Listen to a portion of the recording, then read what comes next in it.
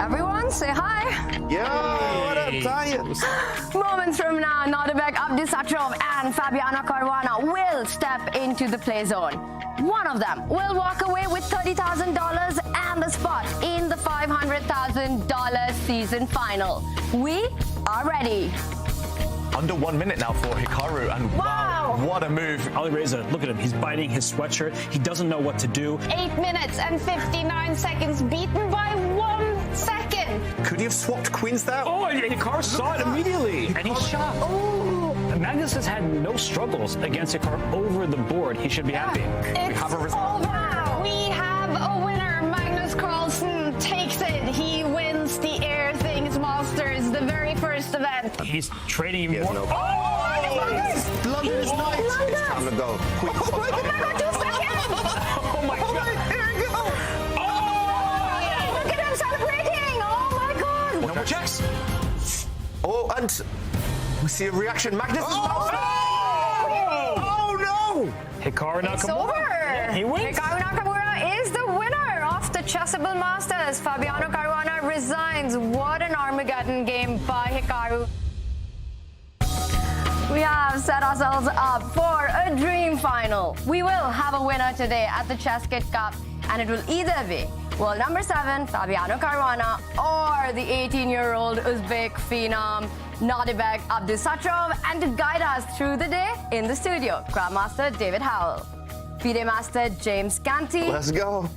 and Grandmaster Daniel Naroditsky. James, both players have been terrific this event so far.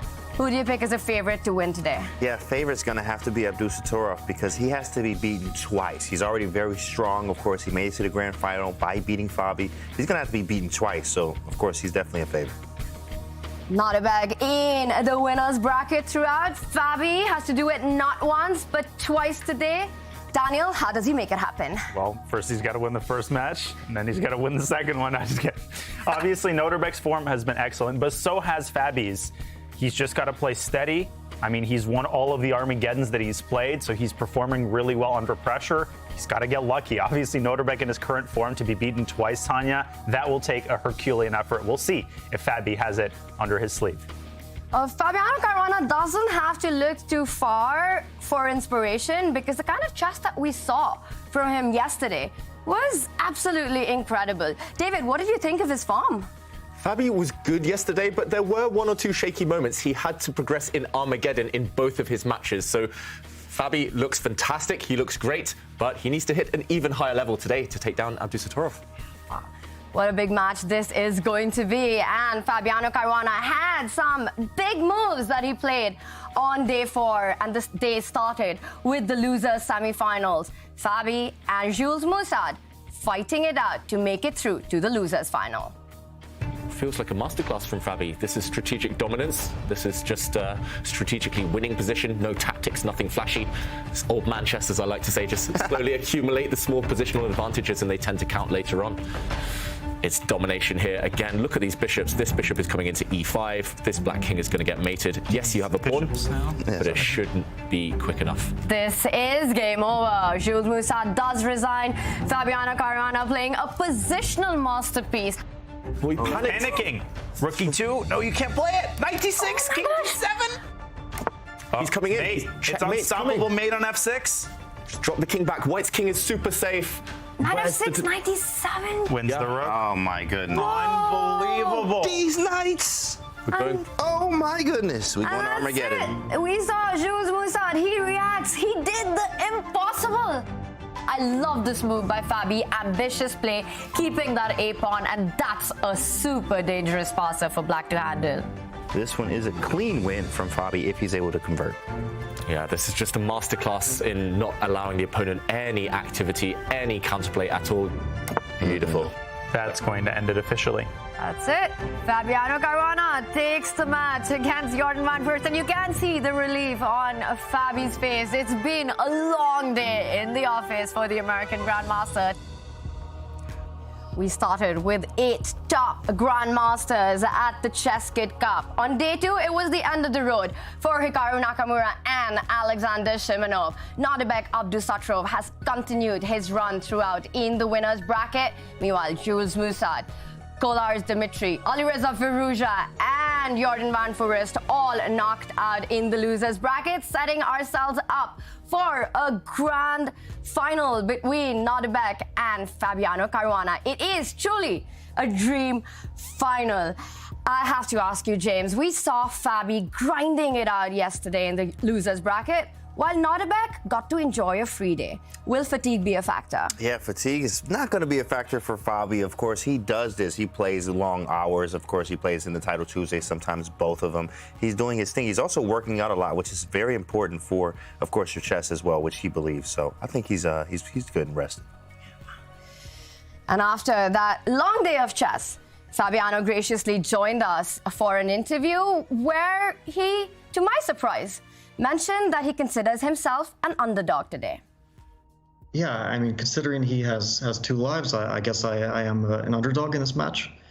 But if I get past the first one, I do feel like there is some psychological edge going into the second one. But of course, I mean, he has 2 lives and he's been showing super consistent chess. It's going to be really, really tough, and I would be.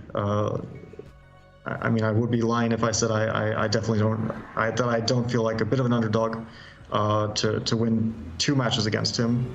But I'll try my best, and I'm very happy to be here in the final. The players have to play their best chess today. And if you have been inspired and want to improve your chess performance, Airthings is here to help. One of the ways to do it is to make sure that you have great air quality, and you can send us your best photos of watching the ChessKid Cup to get a chance at winning the super sleek Airthings Black Wave Plus device. Use the hashtag ChessChamps, and at the end of the show we will be announcing a winner. We can't wait to see your selfies, so send them to us. And also, we can't wait to get the chess action started. It's not just Division 1, but the other 2 divisions as well. It is the grand final, and as always in the studio, Grandmaster Simon Williams. Big day ahead of us. Massive day. It's the last day. This is what everyone's been looking forward to, the crescendo of the whole competition. And obviously, we got the big encounter in Division 1, but Division 2 and Division 3 are very exciting as well. Let's have a little look, I think, at Division 2. A big grand final coming up in Division 2 between Fedorsev and Shak. And Simon, in percentage term, who do you hold as a favorite? Well, I think if it was one match, this would be a very close and very exciting match, because you've got Fedorsev, the big fish, who specialises in online play. He does very well in Title Tuesday and all the competitions on chess.com. But then you've got the Shak monster, the destroyer of kings. I'm just going for that Game of Thrones kind of like, acting role at the moment. And this guy is good. He's really good. I mean, he's been one of the best players in world number 2. He loves attacking. If he gets the kind of position where he can attack, he could well win this match, but he needs to win it twice. Fedorsev has won all of his matches so far, so he's in the winner's bracket. So he's definitely favourite, Fedorsev, but Mamedyarov got to come with the attack to try and level it out. Well, if Shak plays his kind of chess, we're all going to love it, not just in the studio, but of course our chat as well, because it means fireworks on the board. Now, Fedorov has been in the winner's bracket throughout. Shock rising like a phoenix from the loser's bracket. What does he do to take down one of the most on-form players in the circuit? Well, you're right. I mean, Fedorov is just so good at online chess. This is where he specializes. Mamedyarov has even said in the past that he's not so good with the mouse. I understand that totally. But Mamedyarov is one of the most imaginative attackers that the chess world has ever seen. So Mamedyarov has just got to get the right positions. He's got to get positions which are messy, which he can attack in, and which he can enjoy playing. And if he gets those kind of positions, he could well win this match. But I think whatever happens, it's going to be a very exciting tactical affair.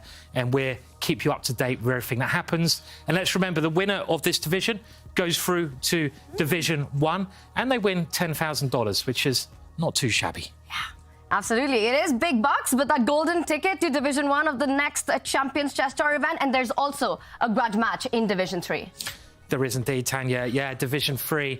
And you can see here, it's on again. If you've been following this tour each day, you will know that Hari Krishna from India has already played against Alan Pichot of Argentina, and Alan won that encounter earlier on. So Alan has made his way all the way through to the grand final and has to be the favourite, because he's got that chance where he can lose the first match and then he gets a double chance. But Hari Krishna is back facing him again. In their last encounter, Hari Krishna actually blundered a piece in the opening before move 10. Hari Krishna never does that. He's a legend. You know him very well, I'm sure, Tanya. Yeah, that's a shocker. And his openings are one of his biggest strengths. While the players have to bring in their best openings today, it is a day for them to avenge the losses that they've had earlier in the ChessKid Cup. Because in Division 1, we've got also a big grudge match. Take a look at what happened when Nodirbek, Abdusattorov and Fabiano Caruana played each other 2 days ago. Oof, poor Fabi here, just struggling to survive the next few moves. So accurate, it's crazy.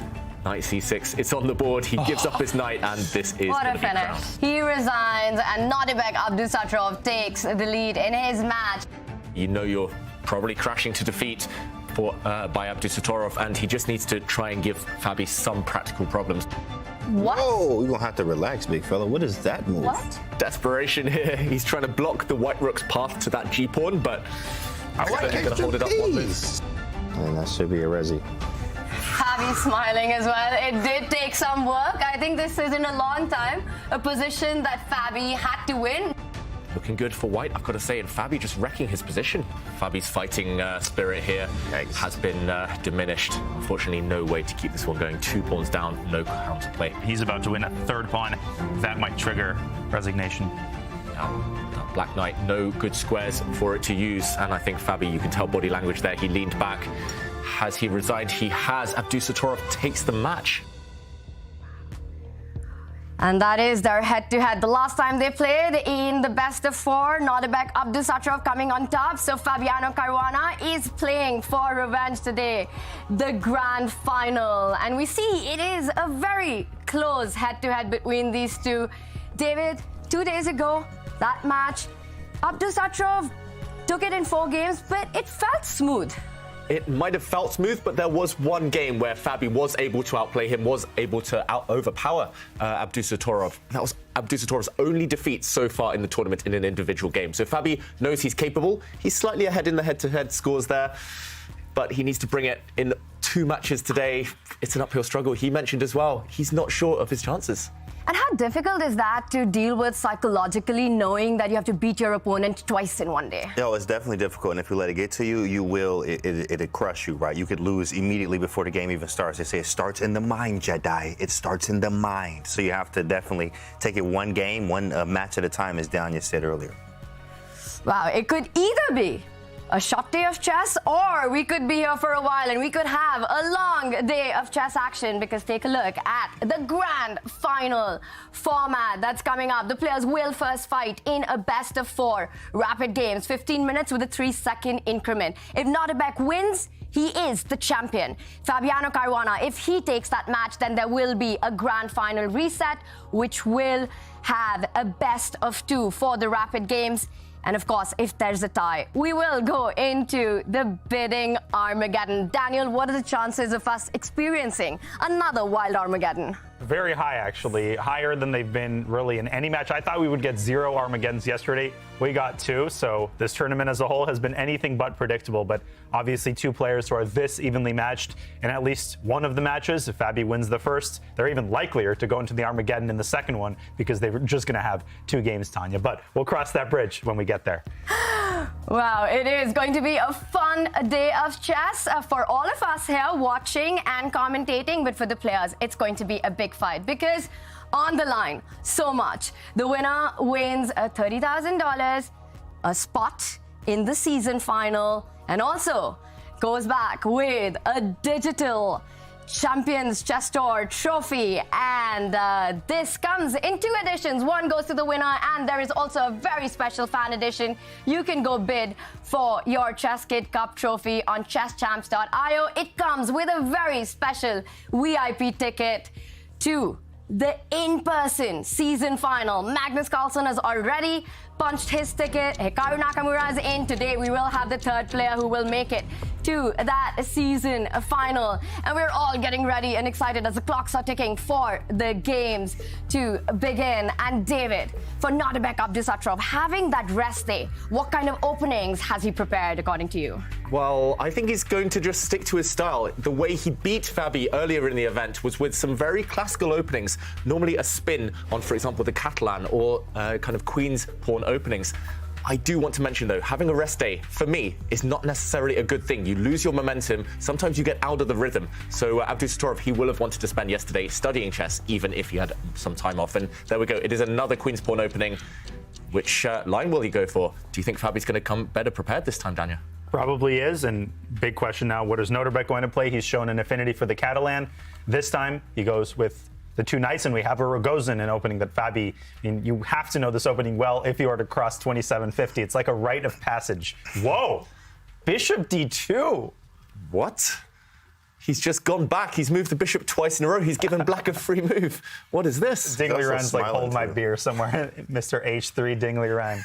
This is what Nodirbek was doing on his free day, on his rest day, preparing this. Well, I'll tell you what Fabi has done.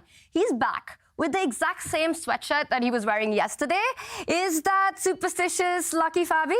You know what? In a way, it can be. Sometimes it is, or sometimes you're just like, this makes me comfortable, right? I actually had one that I gave away because I lost 2 games in it, and I was like, you know what? Stupid sweatshirt. I don't even want to wear this. It is 81 degrees in his room, and he's wearing a sweatshirt. That guy is a madman, even by my standards, and I like it really warm. Wow, Fabi. Wow. 27 degrees, I apologize. Forgot where I am. Celsius. Still in Oslo. Still a bit warm, and the CO2 levels a bit high there where Fabi is. Meanwhile, White has lost a move. We mentioned the White bishop came out and kind of just retreated, head hung in shame there. But Black has gained a move, the pawn to h6. And Fabi, note how he's delaying castling. The Black king doesn't necessarily want to commit itself yet to the king's side because I think Abdusattorov might have ideas of throwing pawns forward on that flank. He's essentially created what we call a hook by forcing Black's pawn forward to h6, and later White can maybe use that pawn as a way to wrench open lines. And okay, we're about to find out. G4? Come on, Rook bro. G1, H3, G4. Don't you move your light squared bishop, because that would mean that Nodirbek, that his novelty was akin to Dingley Ren's H3. Because when he played it, I was commentating, I thought Ding is preparing G4, let's go get it. Right. Nah, he was just trying to stall a move. Wow. Didn't turn out very well for him, did it? This is the moment of truth. Wow, so Abdusattorov can choose 2 different strategies here. The solid approach, just develop White's light squared bishop, try to castle the White king. It's going to just be very balanced there. Or you go straight for the attack, forget about the White king, go for the Black king. James, I know which one you want to see. Yeah, I'm just going to play G4 and just hope for the best. Now, of course, you actually have to calculate something there, but G4 is nice. Oh, my goodness, it's so fun to play moves like that. G4, obviously, knight takes rook G1, and then he might play F5 or bring the knight back. The problem is the dark square bishop is locked in. Of course, we would like to take on H6 with the bishop, but it's not possible. We also would like the castle queen side. That's not possible either. So we might as well just develop pieces here. Bishop D3, you know, Abdusattorov style. Just develop. Bishop D3, castle king side, and then maybe play for E4 or whatever position gives us later. Yeah, he might go for a queen move as well, just to kind of maintain the tension. If White's light square bishop comes out too soon, it might be forced to move again over the next few turns. You don't want to lose too much more time if you're Abdusattorov. And he was the one who elected this kind of strange, funny-looking variation, losing a move with white, but now he's the one pausing as well, spending 2 minutes in the tank here. Well, it was really hard to predict the move short castle line. Now, that's a very unexpected move by Fabi, really throwing a wrench into the opening preparation. But we have talked about this. Sometimes when you over-rely on the engine suggestions, you can actually miss very natural moves, and your view of the position can get distorted to where you think, oh, you know, something like a7, a5, that's totally natural because it's the engine's top line. Or Nodirbek just prepared two different systems. Maybe he looked at rook g1 or g4. Maybe he also looked at bishop d3, and he's just trying to weigh these options, but that's less likely given how much time he spent, Tanya, and he finally elects bishop d3. Boo. Bishop d3 on the board by Nodirbek. We still might be seeing that g-pawn advanced on the board, intentionally provoking Fabi to make that h-pawn move so that it can become a hook for a potential kingside attack. In these openings, very often for white, you delay the development of the light squared bishop because you don't want to waste a tempo if and when black captures the central pawns. Now, Fabi's in a think, and what chat you don't want to waste is the opportunity to send us your selfies because you could win the Air Things device. We will be revealing the best photo. Show us your best photo of watching the ChessKid Cup, and we'll bring it up on the show right now, David. Bishop d3. Is there still hope for a potential rook g1, g4? Yes. That being said, Fabi is retreating now and getting ready to strike in the center. Fabi's last move, it looks a bit odd as well. Black's bishop came out, then retreated. And Fabi just wants to throw pawns open in the center. Black has castled. Black is slightly ahead there. And Daniel, I saw out of the corner of my eye a bit of a kind of frown from you after this last move. It's in fashion. Both sides have wasted a tempo, and we've sort of transposed to a type of semi-Slav, not exactly, shall we say, we semi-transposed to a semi-Slav. And Fabi is playing regular semi-Slav moves, b6 and bishop b7, and often black strikes actually not with e5, but with c5. The reason Nodirbek played b3 is to discourage the very typical idea that Tanya mentioned, which involves taking on c4 and then pushing e5. You can still take on c4, but then you're giving up a large share of the center. So I think Fabi is more likely going to orient his play around c5. He doesn't have to play it immediately. He can play rook c8. He can play queen e7. It's a pretty quiet position. Pretty quiet position, and Abdusattorov reacts by moving his queen out. I completely agree. I think black is going to keep the tension in the center now. But it's about who strikes first in the middle of the board. For example, if black does line up the rook with the white queen, maybe now white will take the opportunity to step forward, and chaos could be unleashed here. Black could quite likely here step forward himself. You could capture a pawn before challenging the center a bit later on. He keeps the tension with his rook. He's definitely going for e5, it feels like, with this last rook slide. And yeah, it's just so tense. I never know when to pull the trigger, when to step forward or wait for the opponent. It's just kind of a guessing game right now. They're tiptoeing against, around each other, just staring each other down. What do we think here? Is he going to push his central pawn first? Is white going to be the first one to strike and try to gain extra space in the middle of the board? He definitely said no there with rook e1. I was actually looking at e4 to maybe e5. That's really wild there. e4, e5, and like all that tension there in the center is like ridiculous. Get me out of here. You know what I mean? That's the stuff you don't want to see, right? It's just very hard sometimes to play those type of positions. But rook e1, I guess he might be meeting e5 with e4. It is possible. That's a crazy line. Like, let's actually, e5, e4, let's take a look at that, David. What happens there?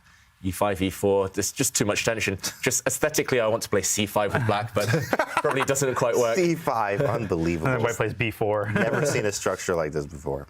Yeah. Wow. The valuation bar is not impressed there for black. I guess the idea would be to capture in the center here, and if the white knight takes, at the very minimum, black could just trade off everything in the middle of the board and probably isn't doing too badly. Maybe there are some tricks. I'm looking in this direction.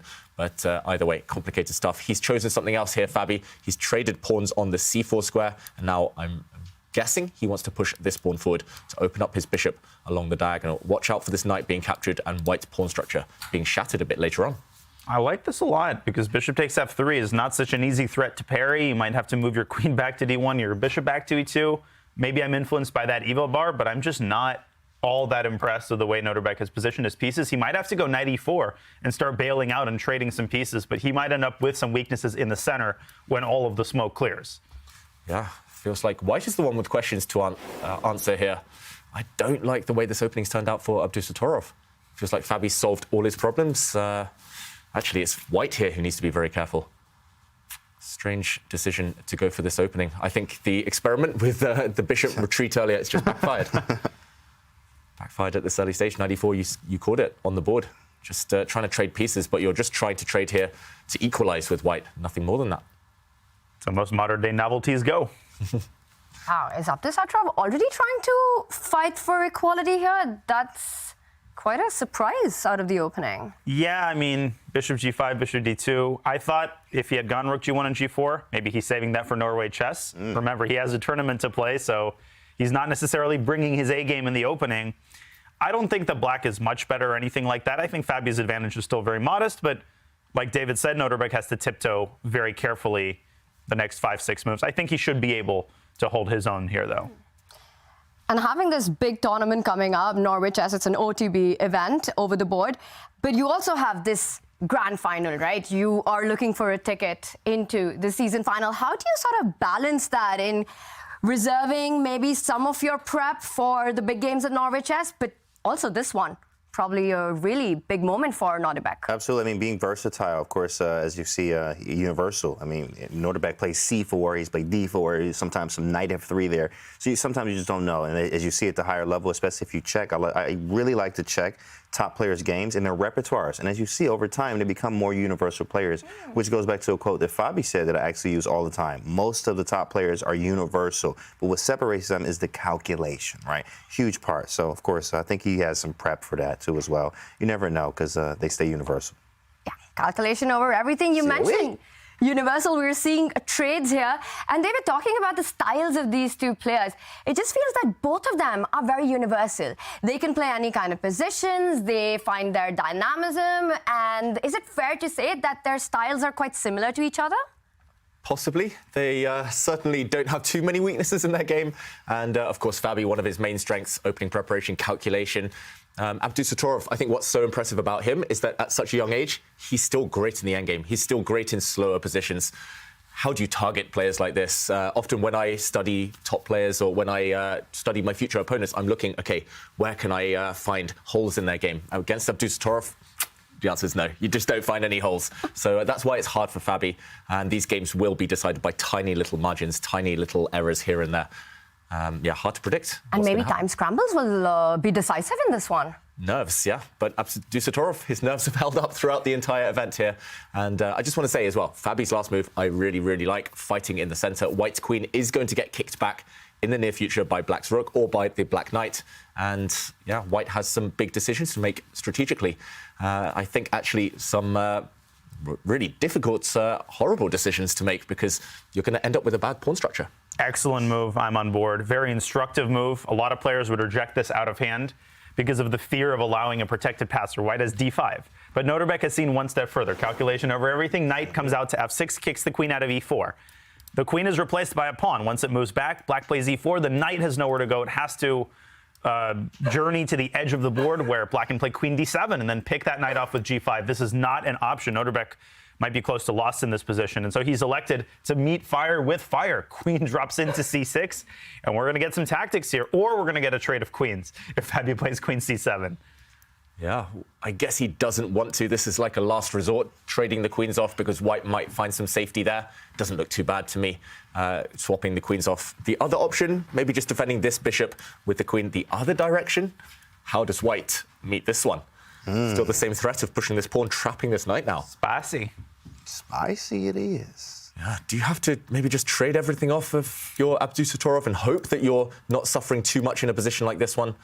Feels really pleasant for black, to be honest. White has isolated pawns over on this side of the board. Black has some tactical ideas against the white king, maybe on this vulnerable square. Temporarily, this bishop undefended. Yeah, I think I would keep the queens on. How about you guys?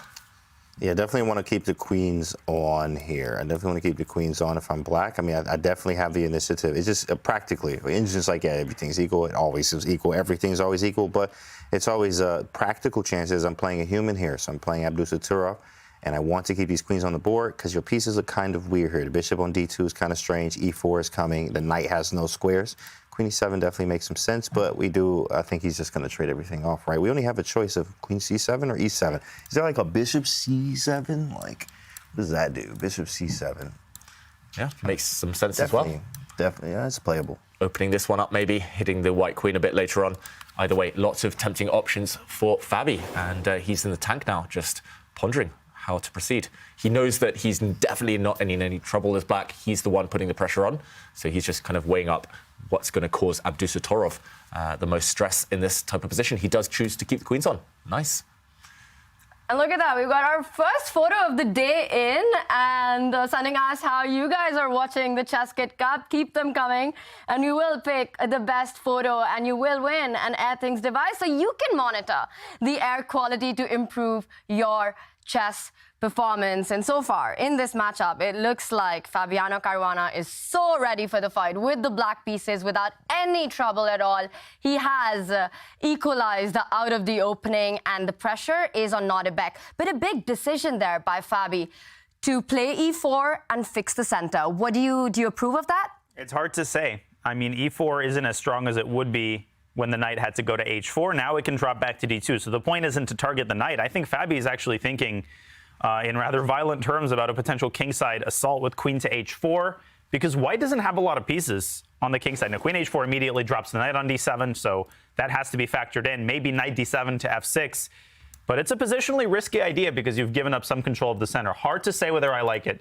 David, I'll ask the highest rated player in the room. Oh, I don't know, Danya. I completely agree. I think he woke up and chose violence because he has just played knight f6. And I'm just wondering, I don't know if it works. The evaluation bar's still in the middle. But for example, if white pushes a pawn, can we go for this typical Greek gift sacrifice? Here we call it the Greek gift because you kind of lure the opponent out. The white king is forced out, and the evaluation bar's still not reacting, just bang in the middle. How can this be equal? Here you check the white king. Two options to go forward or back. If you retreat, I do fear for the white king. Still equal. Still equal somehow. So apparently you can do anything you want and it's just going to be equal. It feels like this is leading to checkmate, but apparently white has enough. Maybe after knight f1 there is nothing. It's crazy. Wow. Yeah. It looks like the white king can just hold on in the corner, and white. Perpetual. Yeah. White saves the day. It's just going to be a repetition of moves. No way to win this one. But you need nerves of steel to even consider allowing the black queen and knight into your camp. I think Abdusattorov might be inclined to just push a pawn forward, for example, to stop the black knight coming in. But yeah, either way, difficult decision right now. Huge threat, potentially, at least in practical terms. And there we go. He does prevent that. He rules out all nonsense. He pushes h3.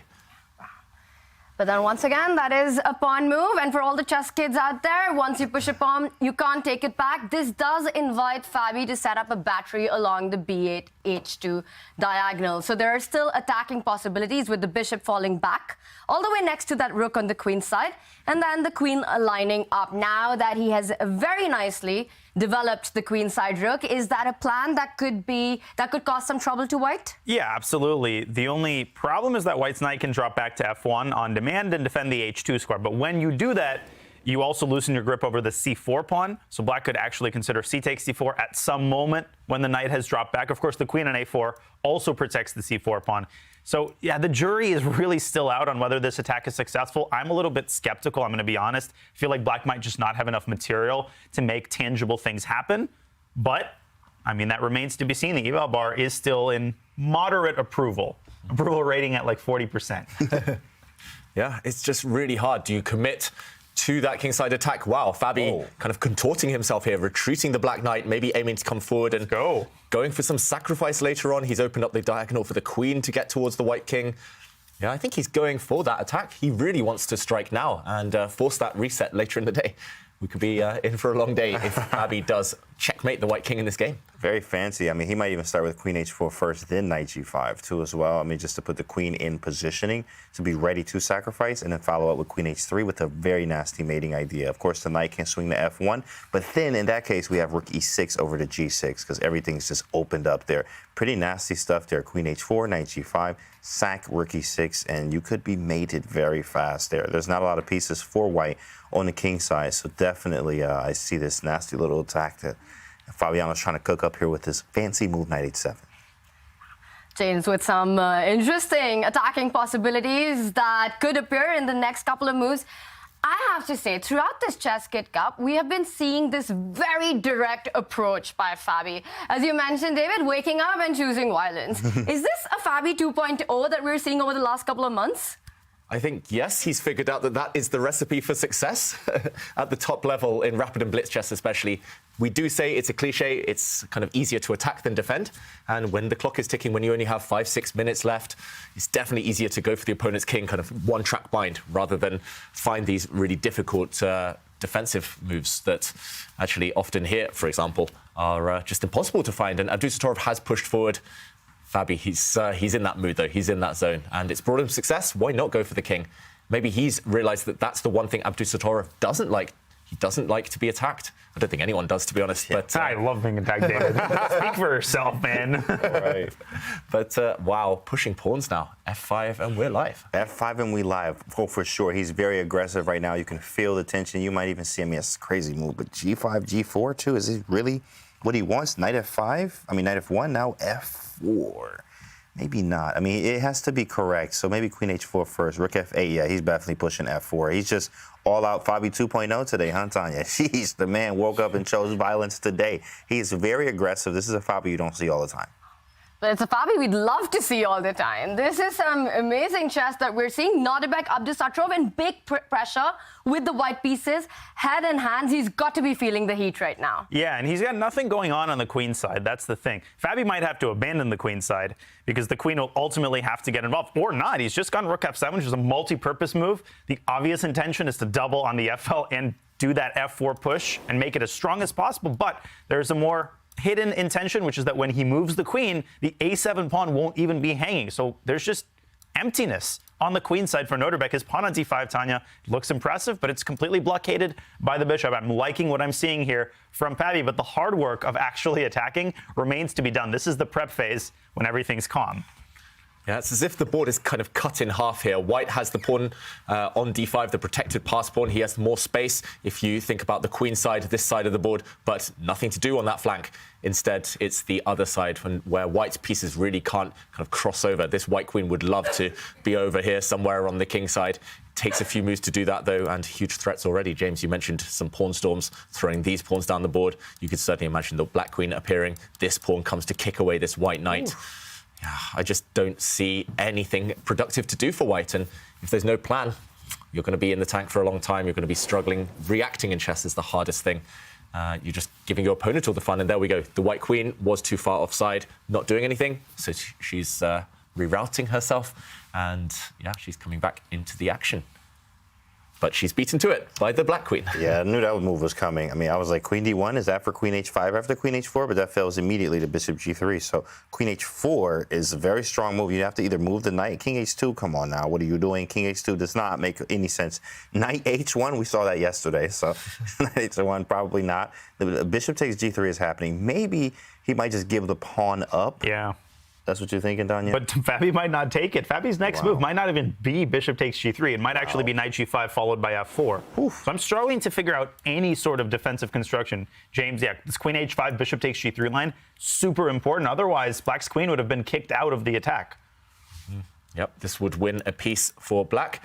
The knight would drop because the white queen would be undefended and, yeah, nothing else to do. I don't see any moves here. If you retreat, as you mentioned there, James, to any other square, then bang, there's going to be a sacrifice on this square. Things are going to open up. One of the black rooks is going to swing over. This is going to end in checkmate. It's almost guaranteed at this point with so many attacking pieces for black. Can we see the eval bar? I mean, not eval bar, the engine. Like, what does the engine do here? What do they do? Let's pull up the... Probably some outlandish move like Knight H5. It's exactly right. First it move, always is. Knight H5. Oh, that actually is the second move. First move is Queen E2. Give up the pawn. Second is Knight H5. Wow. First move this one, but that does nothing pretty much. Come on, bro. What is that exactly? Yeah, I guess the idea behind Queen E2 is you're hoping, as you guys have been alluding to, that black gets greedy and grabs this pawn, and then maybe you just offer a trade of queens and you say, OK, I'm a pawn down, but in an endgame, this might be a nice kind of ace card up my sleeve for later on. Right. But, yeah, that's incredibly hard. And just to show the other move mentioned there, Knight H5. Man. Rook C2's mentioned. That's a nothing move. Not going to happen. Knight H5. What is the plan, though? I don't see it. If I just kick you away, I don't really want to touch pawns on the... Probably Knight F4? Maybe Knight F4, yeah. And you give up a pawn, but you release a lot of the pressure. And now maybe Bishop D2, I don't know. Still looks quite bad, honestly. Like, even if black quote-unquote cooperates, that's a bad sign. Like, your opponent does what you want him to do, and it still sucks. Wow. I guess at least now you have a nice open diagonal for your bishop. It looks pretty. Queen Let's d4 would be down. nice. Queen d4. Queen d4. Unfortunately, covered that square. It's a difficult decision. He's down to 3 minutes, Abdusattorov. What's he going to find? Is he going to play one of the moves recommended by the computer? They aren't easy, they aren't natural, and even those give black the advantage. Yeah, Fabi, he started like a man in form, just determined. Look at the focus on Fabi's face. I mean, focus Fabi, you can tell he's in the zone, right? He also wants that revenge too as well. Rook c2, he played rook c2, he found that one. And that was Yeah. actually the third best move by the Indian. But it does give up the pawn. You bring your rook to the defense. Where do you find your compensation if Fabi gets greedy here? Well, there isn't even that much compensation. You're just happy that you're not getting mated in the next 5 seconds. But Nodirbek is bracing for impact. That's what his move indicates. He has abandoned, he has abandoned desires of landing the plane safely. He knows the crash is going to happen. He's just putting his hands over his head. And that's a very annoying way of defending. Fabi has to time f4 correctly. If you play it too soon and your center collapses, this game is going to turn around. So it's far from over. I vote knight g5. Keep building it up because bishop takes g3, as David said, it's kind of in your pocket for later. Yeah, no rush. Often building up as well. It's the most annoying for the opponent. Just keeping that tension, especially if the opponent's low on time here, like Abdusattorov is. Keep the tension, keep asking them those difficult questions. If you take the white knight, yes, you've pocketed a pawn, but actually white's play might become a bit easier. At least white has a passed d pawn to bank on. White knows an endgame might not be that bad for him. So, yeah, just confuse the opponent here. Keep the tension. Pass the move back. Knight g5 and we live, as we always say. I mean, that's just a nice move. Put the knight on g5, and there also are some possibilities almost as this sacking on h3, right? Maybe doubling the rooks. You have all the play here from black's standpoint, and we're up a little bit of time. That's a great ChessKid point, though, right? Not to get greedy, but to play for initiative and keeping the pressure on the board. So many of us would just rush to pick up that knight, pick up that extra pawn. But it's so much more difficult for the opponent if you can keep the position cramped for him and keep building the pressure. Fabi does exactly that, but with a different move. Rook to f8, knight g5 in the pocket. But it's what you guys said. Not to give up that strong bishop on d6 just for a pawn, because it's way worth more than that. It blocks that d5 pawn from going forward ahead on the board. And he's reaping the rewards of it already. Rook f1, not approved of by the all-knowing Silicon Fiend. Is it because of knight g5? Knight g5? What do we think? You know, I also like this idea of just, yes, what's the best piece for white is the bishop. So even an exchange sacrifice is like rook f6 at some point, giving it up, taking back, and just put another piece on the fire, which is rook g6.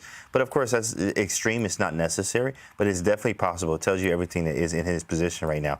Eval Bar jumped after rook f1. Guys, what are we thinking here? What is the move? I just can't Knight g5. take my eyes away from it. That square is like, it has to be. Just do it, bro. And Yeah. he's done it. Knight g5. The move. He's done it. It's on the board. But what is the idea behind Abdusattorov's play? I, again, just don't see any moves for him. Everything back. Ooh, retreating. Looks like Fisher random chess now with all your pieces on the back rank. Is it time for f4? Is it time? f4 takes. I mean, you got f4, rook f6. These are very good moves. And then you have to figure out what to recapture with on f4. Also a difficult question. There's a case to be made for rook f4, bishop, or even queen f4 loads up the battery and threatens queen takes g3 ideas. So, Jeez. yeah, maybe. Nice. It's disgusting. Yeah, I mean, just bishop takes feels nice. I mean, you're threatening to take here. The white rook is a It's the target. same idea, except there's no queen sacrifice. He's played it. He's breaking F4. through. Looks so beautiful for black. Everything is perfectly positioned. If you just compare the activity of the pieces, white's pieces, sad, stuck at home. It's as if they just forgot to wake up today. And black's pieces, they're out, they're fully dressed, they're ready to party. And the breakthrough has happened, and it's happening powerfully now. I can relate to the white pieces. Me too. I think any chess player can. Yeah. So if taking it is so bad, then, what else do you do here, in fact? Knight h5. That was the move from before, but I mean, it feels like as a human here, practically, you got to get rid of that pawn. Did you see how the eval bar was almost, the entire board was the eval bar for black after we looked at a sample line after pawn takes? I mean, it's really bad for Abdusattorov here as he's getting lower on time too as well. This is like a 1-0 or 0-1 for Fabi here. Wow. It's really starting to feel like that. If the knight was to fall all the way back to that square next to the king, we might be seeing some sacrifices already with the knight taking that h3 pawn. I think you're absolutely right, James, that white cannot let the f4 pawn survive for too long. With all these threats of a sack on h3 or the pawn moving one step ahead to f3, this is looking very bad. And how smooth and flawless has Fabi made this look? It's like a symphony orchestra. It's like, you know, you bring all the instruments to the king side. The way that he's coordinated his piece is really beautiful. Every move played with intention. First rook f7, then queen h4. And there is a feeling of just total dexterity when you watch these top players handle attacks and pieces so smooth.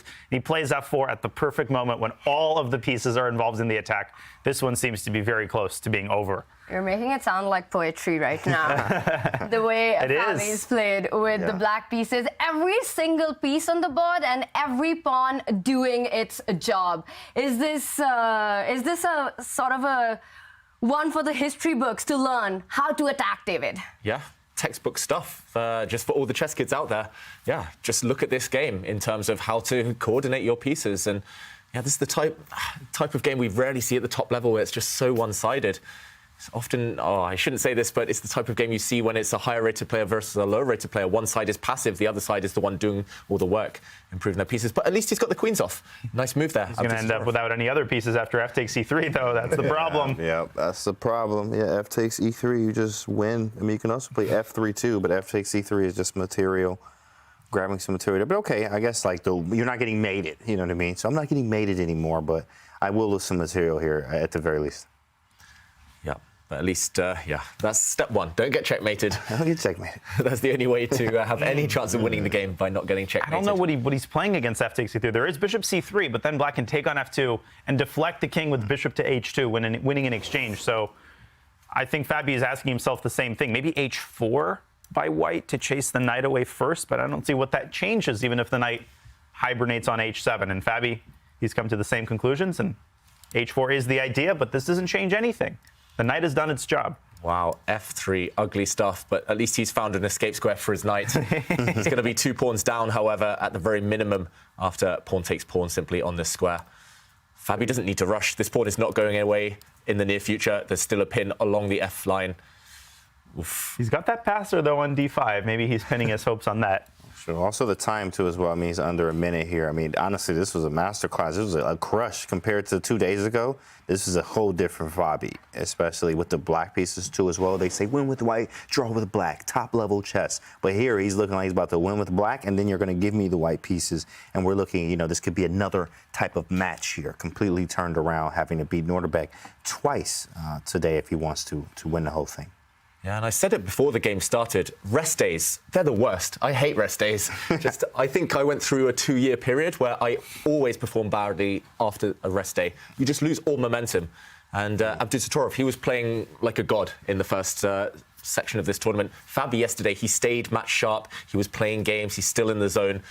It's just so incredibly hard to play after a rest day. It feels like he's lost everything, all the power he had, basically, just from 2 days ago. Abdusattorov, this first game at least, he needs to just get it out of his system. He's crashing to defeat here. It's still a long way to go, but not an auspicious start. That is so interesting. Do you guys agree that having that rest day when you've got this great form going, you've got the momentum in the tournament, we've seen the way Nodirbek has been performing. He's the one who actually knocked down Fabiano Caruana to the losers bracket. And then you get this free day, which to us might feel great. You've got the opportunity to prepare. But does that also hamper your momentum in the tournament? Yeah, it depends how you're doing. When you're losing a lot of games, it's great to get a rest day. Even if you don't feel like having a rest day, you feel like, I want to play again. But you're actually tilting and you're losing a lot of games. When you're playing extremely well, I agree completely with David. You want to sit down and play. You're playing well. You know, everything's happening. And then suddenly that break in momentum, it can really hurt you. Nodirbek's still trying here, but Fabi, I think, has enough time and enough technique to put this one home. Yeah, 2 pawns up, a little bit of extra time on the clock. It should be a matter of technique, as they say. I hate that phrase, but I just used it there. And he just needs to make sure that somehow he gets his knight into the game again for black. He needs to make sure that at least one of his extra pawns survives, and he also wants to ensure that white's passed d pawn. You've alluded to it a few times there, Danya. It doesn't at least cause some distraction a bit later on. Pushing now, bypassing the white knight. I love that move. I loved it. I loved it because King G2 was super annoying. I was like, yo, King G2 is so annoying. Yeah, it is very annoying because it wins the E pawn. It wins the E pawn, right? And you wanted to Prophylaxis. play, exactly. You wanted to play G6, but now he's going to G4. That was the whole idea of G5. Very strong from Fabi, right? Saying, what did you want to play? Oh, you want to play King G2. If I play G6, you go King G2, then you move the knight back. I go G5. When you play King G2, I play G4. As we see on the board, very strong from Fabi. But got to move a little bit faster here. And of course, when the time gets low, as we've seen before with that game with Musar, Jules, he was winning, right? Things were fine, got low on time, and it collapsed completely. So he is getting in that territory. The players are playing on seconds. Amazing chess, but they burnt the clock while getting there. And now the e3 pawn is under fire. You could jump with that knight to the edge of the board, but the white rook will pick up the e3 pawn. This is... Yeah, but you win a piece there, I think. Knight f4, knight h3, and rook f2. And Fabi has to see that. If he sees it, he wins. Does he see that knight h5 wins? I think it wins a piece. 20 seconds. I think you're right. Will he play it? Same amount of time. He does it. Knight h5. It's still not over even. He's going to win this knight on f1, and Nodirbek's going to send his d-pawn down the board. It's happening as we speak. Daniel, knight h3 check. You can give a check with the rook. You can win that knight, but white does pick up a bunch of pawns. The players are playing on seconds now. You're up a piece, but that knight is far away from play. The d-pawn is advancing. How? Take g4. Is this tough, or is this easy for Fabi to convert? The good thing is he doesn't have too much choice. The black knight now is stranded, but it only has 2 squares to come back to. He finds a nice good square. D6 might lose the knight. Fabi might be trying to give it away for the d-pawn, but that ensuing rook endgame isn't as easy as I think Fabi thinks it is. Ooh. Yeah, practical, this is tough. He was just in this situation with Jules. The 2 knights and the rook, trying to figure it out, trying to be accurate. Oh, snap, I'm in time trouble. I lose, right? Now here, okay, losing is a hard one. It's going to be very hard to lose this white. I mean, with black. But, of course, winning is definitely difficult with, look at this, under 10 seconds now. King f7. 8, 7, Nodirbek has to make a move, and 5. You just give the knight back. And now we're in a rook game where it might be equal. Whoa! My the goodness! bar rises up. Yeah, but what does Nodirbek do? Because rook is coming to d4. This is actually almost impossible to defend. Let's see if Nodirbek can pull off the unimaginable, and he is, so far, making all the right moves, attacking the a7 pawn that we've forgotten about since the middle game. Yeah, spotting counterplay, going active with the white rook, finding targets. This might be an objective draw now. Yeah, that's going to be a hard psych blow. That's going to be a hard psychology blow. Now, of course, you know, win with white, draw with black. Hey, if I draw, it is what it is. I didn't lose, but, man, I was winning. You know what I mean? And It's still not easy for white because rook b5 is met with c4, and there's a skewer on the 5th rank. Ooh, wee, cute. Threatening a maiden one, rook b8 check. Another one. And he's chasing the queenside pawns using the threat of checkmate to win Tempe. Amazing defense. Beautiful my defense. goodness. Yeah, he's going to hold. He's going to check and takes, and we have a draw here, guys. We have a draw on our hands. Oh. And now Fabi's the one who's got less time on the clock, losing a pawn after another pawn. A4 marches down, but this one will end in a draw. Is this one of the biggest turnarounds that we've seen? Close, very close. I mean, well, yeah, we're just going to have to say yes to that. Like, Nodirbek was definitely losing. The position was gross. I mean, imagine with the queen on h4 and the pawn on f4. How did you get out of this, right? He was down a piece. And now it's a draw. He was down a piece, correct. Still tricky is Fabiano threatening rook g6 and rook g5. The one thing that would kill white right now is a rook trade. Avoid that like the plague, and Nodirbek. Go forward. King d7 is forced, but that's a complication because black can step up with his king. Ooh, and there's still some work to do. Come on, Danny. Oh, but that's a buzzkill. And now you can give a check. Drive the king to the edge of the board. Man. Repetition coming up. This guy doesn't miss. Yeah, that's right. Oh, that's actually a pretty repetition that we're going to see now. Sick. Look at this. Draw. Forced, right? Check, check, check, check. Yeah. Nowhere for the black king to hide. The game is about to be drawn. Wow. I wrote him off too soon. I cursed Fabi there. I jinxed Fabi. What a save by Abdusattorov. I would be so mad. I'm not even going to lie. It's hard not to be mad at a game like that if you're Fabi. Really, you have to really get over that fast, get to the next game, because if you don't, it can affect the next one. Well, now he knows how the Miami Heat are feeling. He was so mad he didn't sit even for a second, just left the screen as we saw there. Fabiano Caruana completely winning, a flawless game played by him in round 1, but you give a player like Nodirbek just one chance, and that's all it took. Active defense from him. Some amazing resourceful play in that endgame. David, where did it all go wrong for Fabi? Well, Fabi, as we mentioned, had it in the bag. He won material. He had that huge attack earlier. He cashed in but his conversion technique was not precise. And it was here. I think he played the most natural move on the board. Knight back to f4. It looks good, but the problem is now you cannot stop this pawn without giving back your knight. The king now is in contact with this knight. The black rook is torn in two minds, cannot go after the white pawn without dropping the piece. Instead, if he had maybe had a bit more time on his clock, he would have for sure played knight to f2 check, gaining time using the technique of check. And no matter where the white king goes, you can maybe get your knight out of the way with gain of time. And later, your black king will be able to step across, or the black rook will be able to go back to stop this white pawn. Black, with an extra knight, would most likely have won this game. What a game this was by both players. Fabi, absolutely amazing at the start, and it could have been a brilliant finish, a textbook finish, but it wasn't to be. Nodirbek Abdusattorov, he did bounce back and manage to equalize that game. It starts with a level match score, and they will be playing 3 more rapid games. This has really set the tone for what the day is going to be like. And we are going to go into a short break, but it's clear you don't want to go anywhere. Get your popcorn ready. It's going to be a fun day of chess.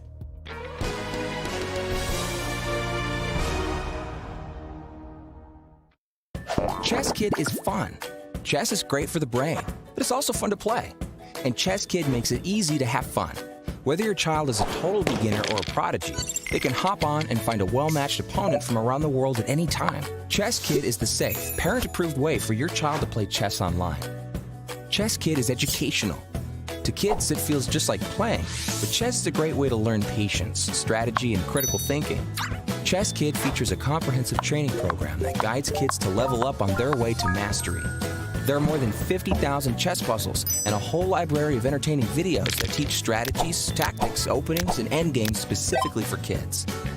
ChessKid is easy. Whether you're a parent helping your child, a coach managing dozens of kids, or a school of hundreds. Signing up is free and easy, so what are you waiting for? For over 75 years, we've witnessed moments that will last forever. Records and trophies, firsts and onlys, game-changing innovations.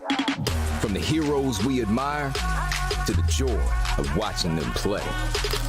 Our history defines us, inspires us, and pushes us into the future. Celebrating 75 years of changing the game. Puma, forever faster.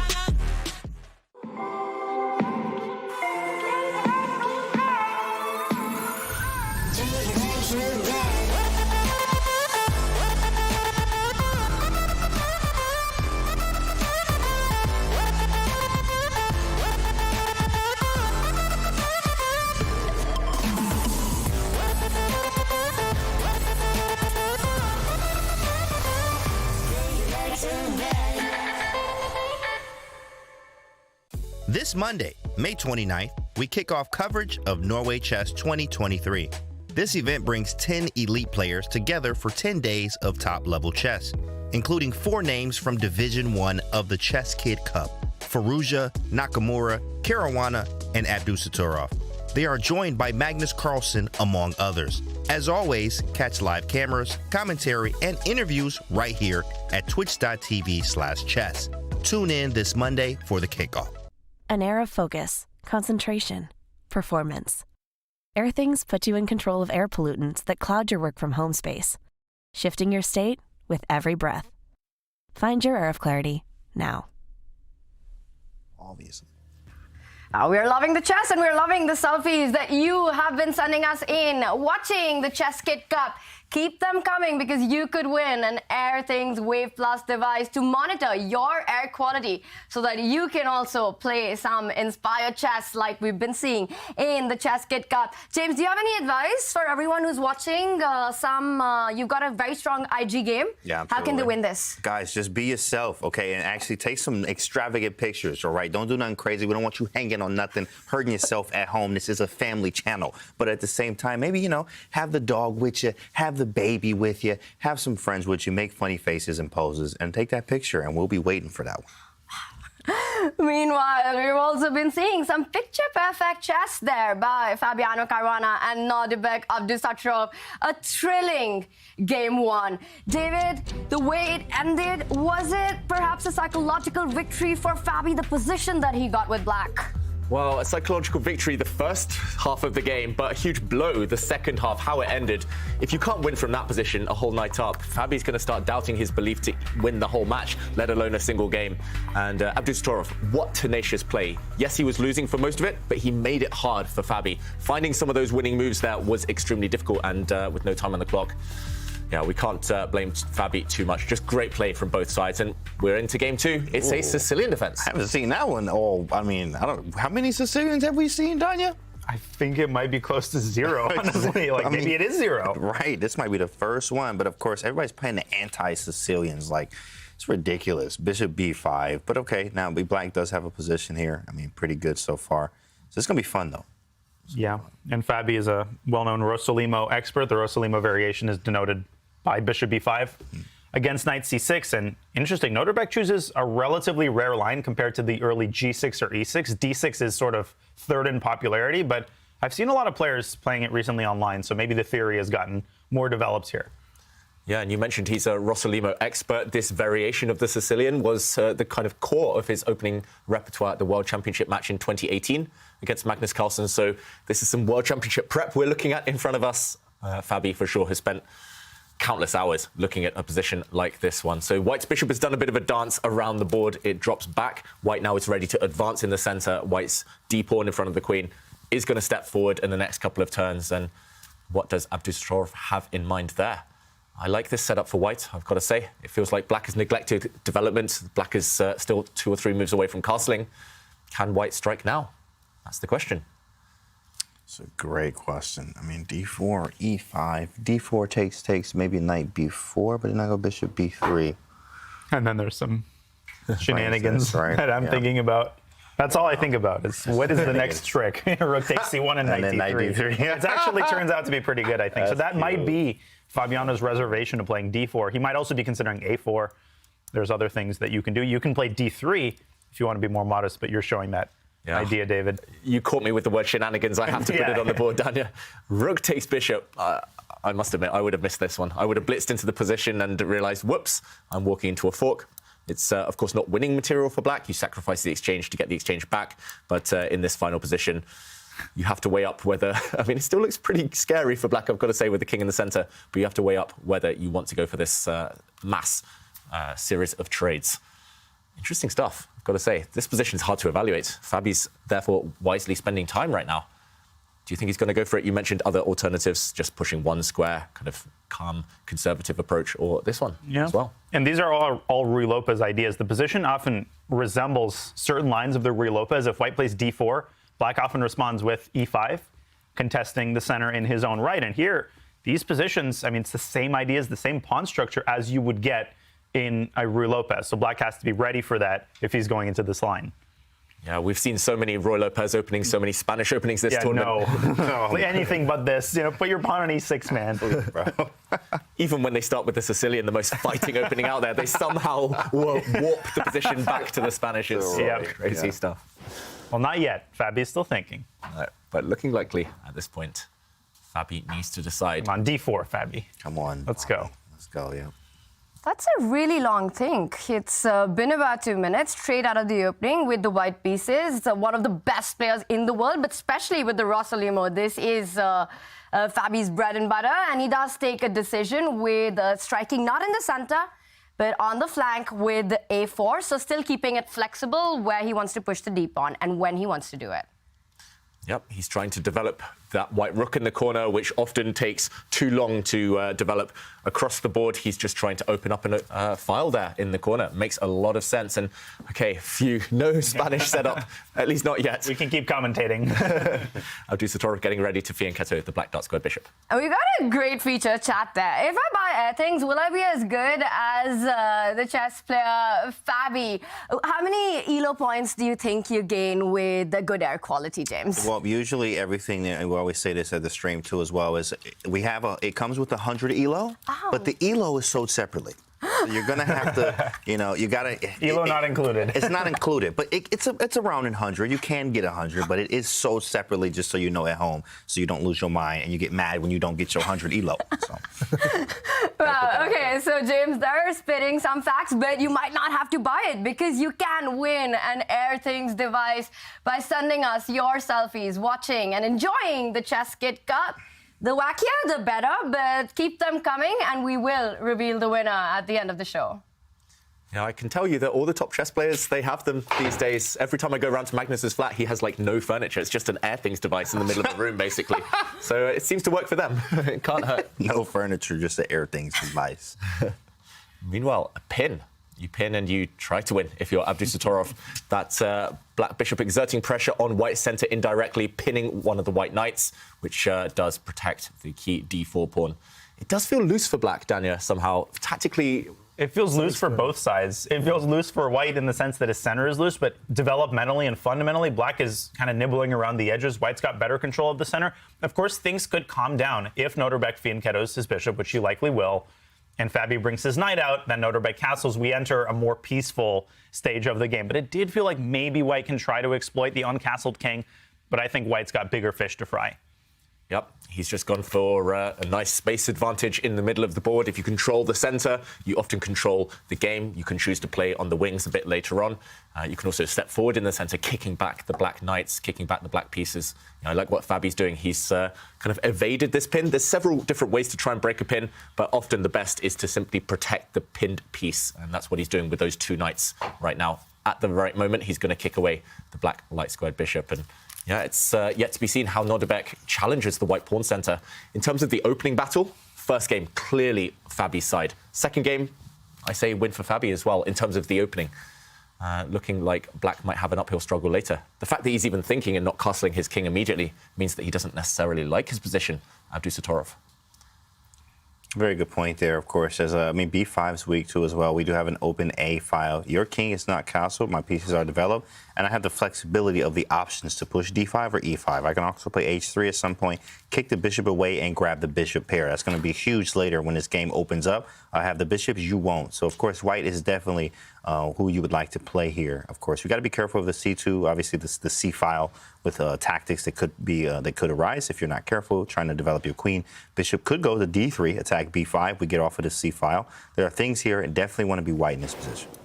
Yeah, I think you might be right. Maybe this is on the cards next for Fabi. First, surely we'll see Abdusattorov castle. There we go, just as we say it. And H3, as you mentioned, kicking away this bishop. You don't want to part with the bishop pair. Long term, these two pieces will wreak havoc.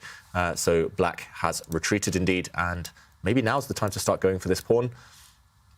What else could white consider here? This knight's a bit in the way. Maybe we can find a better circuit for that in the near future.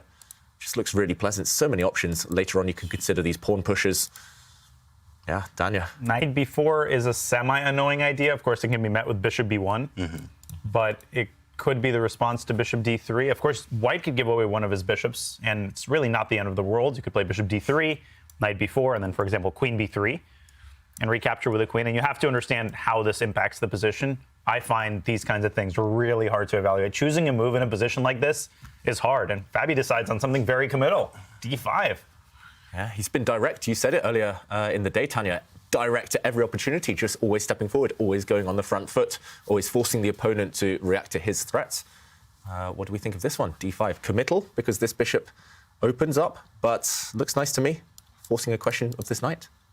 I love it. I love this style of play, and the pawn push to d5 vacates a square for one of the pieces on d4, either the bishop or the knight, but right now that c2 bishop is hanging, it will fall back, and we see a sequence of moves there happen. Rook 8, a rook trade has been offered, and now Fabi is having a think. He's got such a big task ahead of him, because today he has to beat Nodirbek in 2 matches, but it's not only in Division 1 that we have the storyline. Also in Division 2 and 3, we are seeing some grudge matches and some big finals, and we'll get a quick update on that. Simon's joining us in our studio. Simon, fireworks there as well? Yeah, well, another player who's in the same situation as Fabiano is Mamedyarov. Mamedyarov has to win against Fedyasev twice to get through to Division 1 the next time and win Division 2. 2. So we can see his position at the moment. Very quick update here. He has the white pieces. He played quite an interesting opening. He got his kind of aggressive stuff going, and he's got what I would say is a dominating position here with the white pieces. I mean, he's still got to put the ball in the back of the net, but it certainly, to my eyes, looks like he should be doing that here against Fedorsev. And that would mean he will take a point lead over Fedorsev and get a little bit closer to that result of maybe qualifying and doing well there. What he's got to do in the position, he's just got to queen a pawn. As simple as that, really. When you get to the ending, when you have an extra pawn, you've got to get that pawn to the other end of the board, make it a queen. It's also very nice to have the bishop in this position because the bishop works all around the board. It can work to the left, to the right, up and down. The knight is a short-range piece and doesn't have that flexibility. It has to stay in one area of the board to defend that area. So it looks to me like Mamedyarov will do well here. I mean, going back to, obviously, Division 1 in a second, I'm just wondering, looking at the games, Nodirbek's openings are looking a bit dodgy today. And I'm wondering if he's trying to save his openings potentially for the main event. Because I don't understand why he's playing these dubious plans, really. Wow, some big updates coming in. And Simon, we will be checking in with you several times today. We saw the players playing on seconds there, and here as well, action is on. The middle game is heating up, as we were talking before we moved on to Division 2, that the bishop has arrived on d4 to challenge that fianchettoed piece on the g7. A1 diagonal, white or black? Who would you pick here to play, Daniel? Definitely white. I think white is still better. The question is to the extent of white's advantage. I wouldn't say that white is more than slightly better, but more space, better control of the center, nice bishop on d4. Of course, that was the main idea of pushing the pawn to d5 to vacate the square for the bishop. And Nodirbek has to figure out how to keep the fire burning on the queen side. The knight on b4 is also loose. So more problems. It's definitely harder to play black from a practical side. Do you agree with that, David? That once again, Fabiano's got the victory out of the opening victory. Definitely, I would prefer white here as well. I feel it's easier to play. Ooh, nice move, though, by Abdusattorov. If he can trade queens, then the fact that he has a slightly less space in the centre will become less relevant. But yeah, I would still choose white. I think Fabi's got this one under control. But it could potentially have been more. I'm not sure I'm a huge fan of what he did in the centre, pushing forward. I think maybe keeping the flexibility, keeping the options of which pawn to push in the middle of the board earlier would have been a better option. But still, yet to be seen whether Abdusattorov can hold off the pressure here to trade queens or not. I've asked some difficult questions today. That's my next one. I'm going to send it to you, James. Definitely not trading here. Queen a4 is actually a good move. That was really solid after the rook trade. That was his whole idea of putting the rook on a8 after knight b4. That was very nice, of course, because the knight looked stranded, and if he would have went queen b3 at some point, then he would go queen a4 anyway, trying to get the queens off the board. I have less space, and then that knight b4 and b4 looks really good, as it can maybe jump into c2 and maybe try to attack your b pawn at some point, move my knight so that we can actually trade our bishops off, make your b2 pawn a little weak. So very nice idea. But he goes knight e3. Wow, knight e3 just trading. Danya? He might be kind of thinking about bailout. Maybe he thinks that he messed up, and it's time to kind of admit that. Or he thinks that he's still better in the endgame. That endgame is really hard to evaluate. Generally, the value of a space advantage diminishes somewhat when the queens are off the board, and I think this might be a case of that. If I'm Nodirbek, I'm seriously considering taking the queen, and he just did, and maybe also trade the dark squared bishops while you're at it with knight e8, because obviously a weaker king is also much harder to explore when there are barely any pieces left on the board. Yeah, I'm just looking at the queen side, both sides b pawns as well. Ooh, wow. There's the opposite. Fruity move. No, don't you dare suggest that I trade my dark squared bishop. What's the idea there? I mean, avoiding the trade, yes, but where's that bishop going? I don't really see it.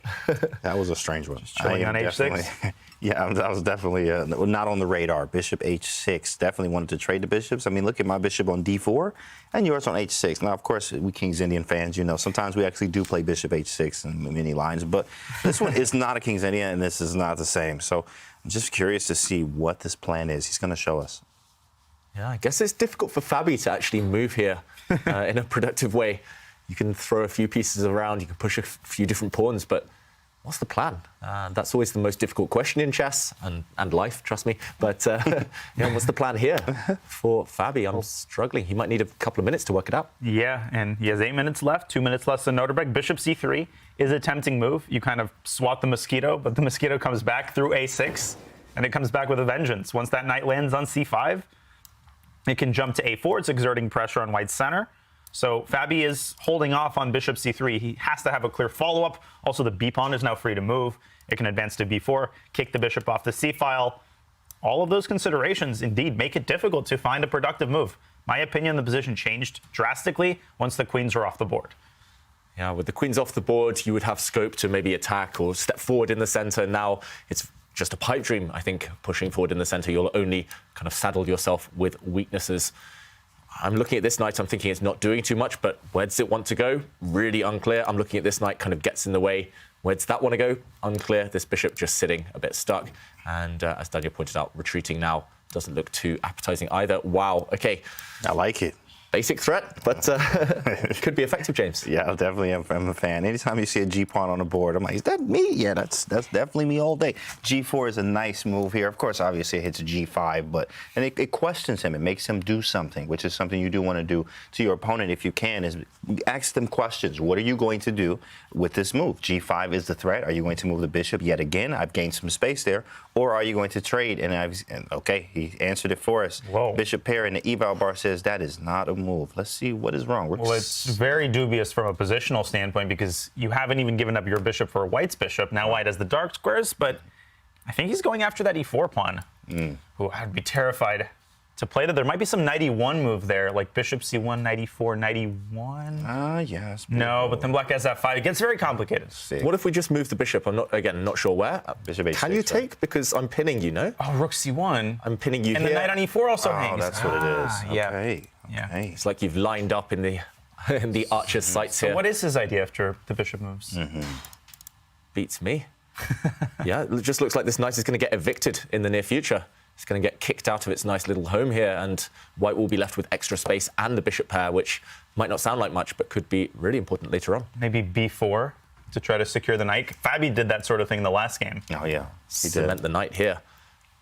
Yeah, still up for grabs, but the evaluation bar in white's favor, and instinct-wise, I would be inclined to agree. Even if white just takes a timeout at some point and just retreats, defending this pawn and prevents this kind of lockdown on the queen side, then it feels like white is the one in control. Still big threats of kicking this knight out. Let's see. This is on the board right now. Fabi, can he milk this advantage? 6.5 minutes. E5, swinging, pushing up on him there. Every game, okay, this is Fabi 2.0, as Tanya pointed out earlier. Fabi 2.0, he's just going at him every game. Putting on the heat. Putting on the heat here, guys. Hopefully you can handle the heat in the kitchen. E5, pawn takes, knight takes. Right? Even with queens off the board, somehow the black king doesn't feel entirely safe. Somehow it feels like you're, taking over the momentum, over the initiative here. Love it. I love it from Fabi. Very strong. Very strong. Very aggressive play there by Fabiano Caruana from the start of the day. Wins the opening battle and doesn't stop after the queens have been traded off. We saw him go with the D pawn, we saw him go with the G pawn, and now we see him go with the E pawn. Big questions to Nodirbek. Does he trade? Does he go back with the knight? Nodirbek does look extremely tensed on the camera. We see him reaching out. He is about to make a move. There is so much difference in their body language. Fabi just looks a lot more composed right now. It's that cursed rest day. It's the cause of everything. Yeah, if he loses this match today, Abdusattorov, he's going to complain the rules. You know, why did you give me time off to chill? I wanted to play. But yeah, I will say, though, that when the clocks ticked down in the previous game, and also when they played each other a few days ago, it was Abdusattorov who seemed the more composed when both sides had about 30 seconds left. That's how he managed to squeeze past Caruana a few days ago. And in the first game there, when Fabi was winning, only had 30 seconds left, he did panic. So he looks calm now, Fabi, but trust me, sometimes a cold exterior does mask kind of nervous waters inside. So right now it looks good on the board, though, for Fabi, gotta say. Definitely. So if 98, is there some tricks? It's probably something's wrong. I guess smells wrong. 98 just feels wrong there. E6? I thought about that. E6 doesn't work, though? Well, black doesn't have to take the pawn, like bishop a4 there. Okay. Yeah, you're right. But let's show that. It's a really nice trick, It's a cool tactic, yeah. And then take on bishop takes e6, take, and knight d4. Yeah. Lovely. Lovely. Most common type of tactic in chess, the double attack. Really nice geometry here. The rook cannot find a safe square to protect its bishop. The knight dominates everything. Really nice trick. But Daniel, you mentioned here that maybe black doesn't have to take necessarily on this square. Maybe you take once and then run away with the bishop somewhere. Yeah, it's kind of annoying. Still should be better for white. E7 is weak. You can still try to deliver checkmate on the f8 square. Yeah. But you'll have to cross, the Rubicon to do that. So maybe you take on c2 and play rook d4. But lots of options everywhere. Yeah, you somehow sneak in and checkmate that king. Zigzag. But yeah, this is the type of thing that is going through his mind right now, Abdusattorov. He's wondering whether he can allow that type of pawn structure, white stepping forward even further. If he takes, I don't know, somehow, wow, the bar reacts. Is it losing immediately somehow? But just this one feels all wrong. The knight is so strong here. The knight can maybe later jump into this outpost anchored by its pawn. Even if white just opens things up even further, it will favor the bishops, the opening of the position. Yeah, I do think as well, the black king, look at it, it's just caged by the white bishop. He could be playing down a piece later in the endgame. Feels like everything is in white's favor, tactics and the strategy here. I'm getting some deja vu. Yeah. Oof. Do you think there'll be another miracle escape? That's the question. Nodirbek is cooking it up right now. I think he has to go knight e8, but he's just taking the pawn. And even here, d6 should not be ruled out, but Fabi does recapture on a5. He's likely to play d6 here. But you still need that final nail in the coffin. Where is it going to come from? Is it going to be an attack against the king? Is he going to pick off one of black's vulnerable pieces? Knight c6 has to be considered here as well. Knight c6 is pretty nasty. There is knight takes d5, though. I don't know what to make of that. Well, that's pretty ridiculous. No, then bishop takes c2 and bishop takes c6. Some beautiful lines there. Put it on the board. We got to put it on the board. Knight c6, threatening knight takes pawn. If you take this one, disaster. This knight is pretty much trapped. And just to show, pawn to c7, you're going to deliver a checkmate here. Rook takes pawn. It's going to end in a back ranker. And instead, Daniel, what a move. Knight takes d5. What's happening here? And I thought bishop takes c2, because if black takes, you could take the knight, but black suddenly returns and takes the knight and defends his own knight. That's so ridiculous. Bishop b4, and then there's e6. Right. The pawn steps in to guard the knight. That's exactly what's going to happen. Literally nothing. Clearly. Clearly. Knight c6 is a very tempting move, though. If Fabi misses knight takes d5, he is likely to play it. Yeah, I think you win unless black has that move, unless black has that trick. So Abdusattorov, he did spend a couple of minutes before this. He realized that knight c6 doesn't work. White's most natural move. Fabi needs something different. We do have an active rook after d6. Takes, rook takes. We are hitting f6. You move the knight. I play rook maybe a6 or something like that. And I have an active rook with some chances to maybe get the rook to the 7th rank, rook a6 to a7. The knight's still on pre. Like if you mess up moving the bishop somewhere, bishop c2, rook a8 there, right? So, maybe d6 is the move we go for. Wow, and Bishop takes c2. That is a hard move to make. Yeah, we see the engine suggestions there, and bishop takes knight. That's tough. It feels like that's on tap for later. You can play that move a bit later on. Incredibly hard, Dania, just from a psychological point I don't even understand the idea. Right. Let me confess, after bishop c2, I thought maybe rook c1, pinning the bishop, but black can always play b3. So maybe it's to play what about bishop c2, knight c6? James. Bishop c2, bishop c2, knight c6. Oh my goodness. Then bishop d1. And then knight e7 and you take. But I take d5 in the end. Oh my goodness. But it's a beautiful idea. Oh my god. Doesn't work. It is something like that probably. Yeah. Only leads to a draw, it looks like. But what could the idea be? Bishop takes knight. Apparently this is the only rook move. d4 maybe? Yeah, only move to give a significant advantage. Maybe rook d4, Dania, hitting this pawn. If black steps it forward. Now knight c6, James? That's crazy. At last. This is finally a little nuance. Like if he finds this. Man, look, you need to get him checked, okay? Check him. Yeah, they got fair play over there at Fabi Crib. We got to figure that out right now if he does that. If he plays bishop takes knight, he's a genius. I mean, we know he is, but it confirms it one more time. Bishop takes knight, the key move in this position. This is such a big moment for Fabiano. One more time, he is in driver's seat in this match, but it all comes down to whether he will find the only way to keep that advantage. On the other hand, the first move that we were looking at, the knight jump to that c6 square immediately, such a human approach, such a natural move to make, and that would just give Nodirbek the tactical chance to neutralize all the advantage. Fabi taking a long thing, 3.5 minutes. He's left with 3.5 minutes on the clock, and he's burned 3.5 minutes. d6, not the best move, but still keeps a chunk of the advantage. He's gone around the world and ends up playing the most natural move. It is very tempting. We've talked about it, but after black takes and jumps forward maybe with the knight to e4, black is hanging by a thread, but is there a knockout blow? Yeah, it looks like there will be resources to defend that one for black, but yeah, we can't blame Fabi. The move we showed, extremely difficult. You don't really want to part with the bishop pair. The top players, they do tend to have this mental block. Bishops over knights every time. So actually, bishop takes knight there. Yeah, wasn't an easy one. And he's gone direct. It's very natural, as Danya says. And still some tricks. Talking of tricks. Whoa, knight to a3. Sheesh, big fellas. Not on Friday, man. Oh, my goodness. That's a move for you right there. I don't think he's... And now watch Fabi play bishop a2 or something insane, and then we'll get b3. Get out of here. Oh, my goodness. This is gross. What is going on? Guys, we got to slow down at this moment. David, what is this move? It just sacrifices a whole piece. Yeah, he is, however, hitting this rook now on d1. There's a discovered attack. If we go back, action replay, this diagonal was blocked. He's moved the knight out the way with gain of time. He's hitting this rook, and Daniel mentioned a crazy move in this position. It is the best engine suggestion. Whoa, bishop a2, get out of here, bro. I was going to say earlier that we might get to see this move if Fabi plays d6. I didn't think it would be here. And bishop a2 can be met with b3, and then maybe you just go back to b1. Or even... I think well, this is crazy stuff. And d takes c7 is threatened. No, yeah, correct. What's happening here? This pawn is attacked, this bishop is attacked, this knight is attacked. Just pure chaos, and only 2 minutes to navigate all of this. What's the most natural move here? You cannot take this knight because your rook will drop at the bottom of the board. Can you move this rook? Feels like you don't really want to. You're protecting this bishop, you're protecting this pawn. Process of elimination. Actually, the second and third best moves here. Maybe a bit more, even more difficult, I was going to say. Knight c6, wow. Wow, knight c6, never going to happen. Lost your mind. The idea of this one, God. I mean, I'm not going to even explain. The idea, I guess, is to push forward and try to make a new queen, and the queen will checkmate the king, but this is never, ever going to happen. That would be the move of the year if Fabi drops his knight into c6 right now. I think he would move of the century. Move of the century. Wow, he moves his rook far more natural.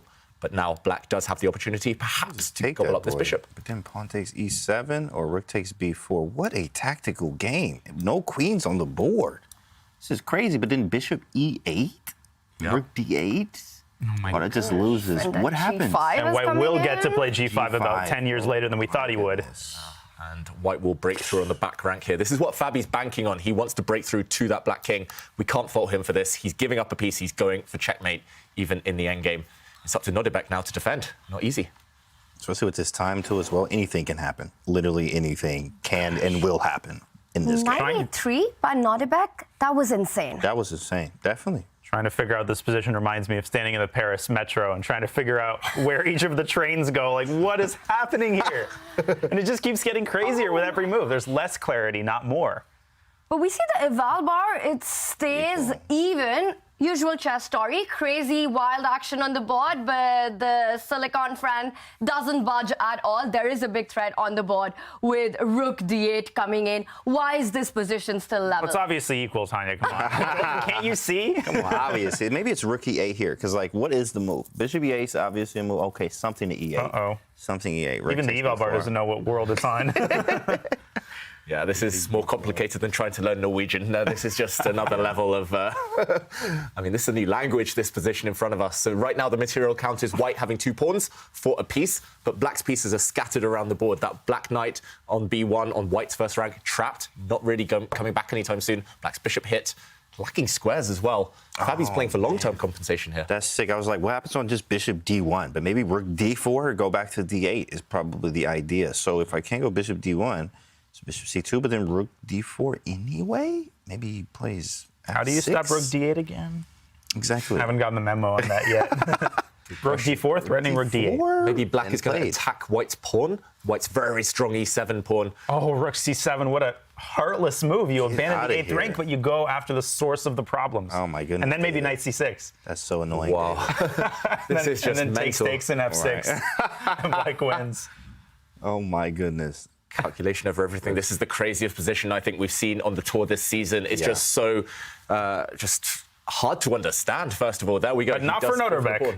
Not for Nodirbek. Knight c6 tempting, but I think it loses. So that is an easy move to make. What does knight c6 lose to again? Takes rook d8 and f6. Rook d8 and f6 takes, king f7. Wow. Rook c, yeah, you can't go anything. Oh, my goodness. You just immediately lose. Crazy. I'm going to jinx him. What do you play with, Fabi? 1 minute. Right. What do you even play? Yeah, you could lose this. You are down a piece last time I checked. Yeah. Wow. Some quick counting. Something Bishop F8. Crazy like Bishop F8. Got to defend the pawn. Cling to it with F8. everything you got. But then Black plays F6 again. Oh my goodness. Getting out of hand. Under a minute for Fabi. And usually, I mean, we've seen this time and time again, even in the last tour, in the last matchup. Every time Fabi gets in trouble or time trouble, he gets in trouble. I mean, it's just he just doesn't make the best moves, which happens naturally. Rook D8 on the board. F6. And the Valbar approves. 47 seconds for Fabi. 3 minutes for Nodirbek. Picks up the E7 pawn. Fabi is just a machine. He's calculated it all the way. COE. Now there's a big threat on the board. Knight F6 coming up. Did you see Nodirbek's body language there? He was shocked by that one. I don't know whether he missed it or whether he thought it just wasn't working. This is a knight check, but Black has created some room. He didn't even breathe want for the his king. piece back. And Nodirbek's knight is on Fabi's knight's initial square. That's never a good sign. It's like the white pieces have invaded the black. The black pieces have invaded the white. There is a camp. game like that, where the pawns start on the white's pawn started on the 7th and black's pawn started on the 2nd. It's like that. Wow. If you had to predict a result of this game at this moment, what would it be? Draw. They're both playing equally well. That's the problem. They're both playing like geniuses. Normally we see chess games, one side plays like a genius, the other side makes a few mistakes, and it's a logical result. This one. G5 doesn't look half bad. Just dropping your own bishop on 8-6. Wow. Will we see that, Dania, just pushing a pawn forward, trying to get the black king towards those two white intruders on the edge of the board, those two white pieces. I don't see any moves at this point. My mind is frazzled. How are the players staying focused after such a complicated game? G5! You proved it, Dania. Wow. On the board! I couldn't find a way for white to meet this move. Bishop takes G5, there's a check on E1, and then the king steps over. You can also play F takes G4, and this is the first time in my life I'm saying this. The black bishop on C2 attacks the white knight on H7. Wow. Just long board vision here, full board awareness, and under 30. Wow, white only has one move to stay in the game. F4, according to the computer. I'm out, bro. Never going to happen. Here, bro. It doesn't happen. Hey, He look, picks I'm up the going G5 home right pawn, now. and that's an inaccuracy. Here he comes took on Nodi. G5. Yeah, black is going to give a check just to get this rook out of dodge. There we Take go. the pawn on G4. And take G6. Oh, yeah, you're right. There's also King G6. Now black has to make a very tough choice. And that apparently, of course, is not the move. Wow. I should have learned by now. The obvious move is never correct. I kind of want to push this pawn, hit the knight, and then I want to come back and checkmate you somehow, but I don't know if this works either. This is just complete chaos. Wow. I think F4 is an excellent move. And it's on the board. Unbelievable. These guys are too good. That's crazy. Rook D7 check. Now where does the king go? Back to G8. And white is going to get mated in the event of knight F6 check. Takes Bishop B4 is unstoppable mate to the white king. You can hit the button. You can hit the button. 20 seconds. Fabi about to go down. Yeah. Does he Fabi simply? went down. And the knight on 8-7 is hanging. You don't even have time to pick up the F4 pawn. 10 seconds. There are 9. no moves. He picks up F4. He loses the second minor piece. Is this all over? Two knights down. The one hope for Fabi is somehow trading off the rooks, and the harder fact, trading off the bishops, because two knights on their own cannot deliver checkmate. But black has so many pieces, such a full army here. Two knights, they're going to surely do the business here for black. Yeah. This reminds me of that game where Nodirbek had the pawns and Fabi had the extra pieces. It all comes back to a full circle here, but can Nodirbek get that knight out of B1? Ooh, yeah, Fabi needs to at least somehow get his pawns rolling as well, create some type of counterplay. 9 seconds for Fabi. Again, it's the clock that's come back to haunt him. We said it earlier, he looked so calm until he got down under a minute, and when Nodirbek's throwing these spicy moves on the board, how can you keep up? I don't think anyone can. So tough, and the knight is out. There's the answer. So masterful. That's crazy. This is going to be, it's hard. I mean, psych blow in the first round for Fabi, right? Psych blow in the second round for Fabi. I mean, this is hard. This is very hard for Fabi to come back from this, especially if he loses this game. Yeah, in both games, he was the one who was in driver's seat right out of the opening, the one who was pushing for the win. And here we see Nodirbek with 2 extra pieces. But there is some technique to be shown. Fabi going ahead with those pawns. It's still not over. Absolutely not. 8 seconds for Fabi, 1 minute on the clock for Nodirbek. It's so crucial that Nodirbek has those extra seconds right now.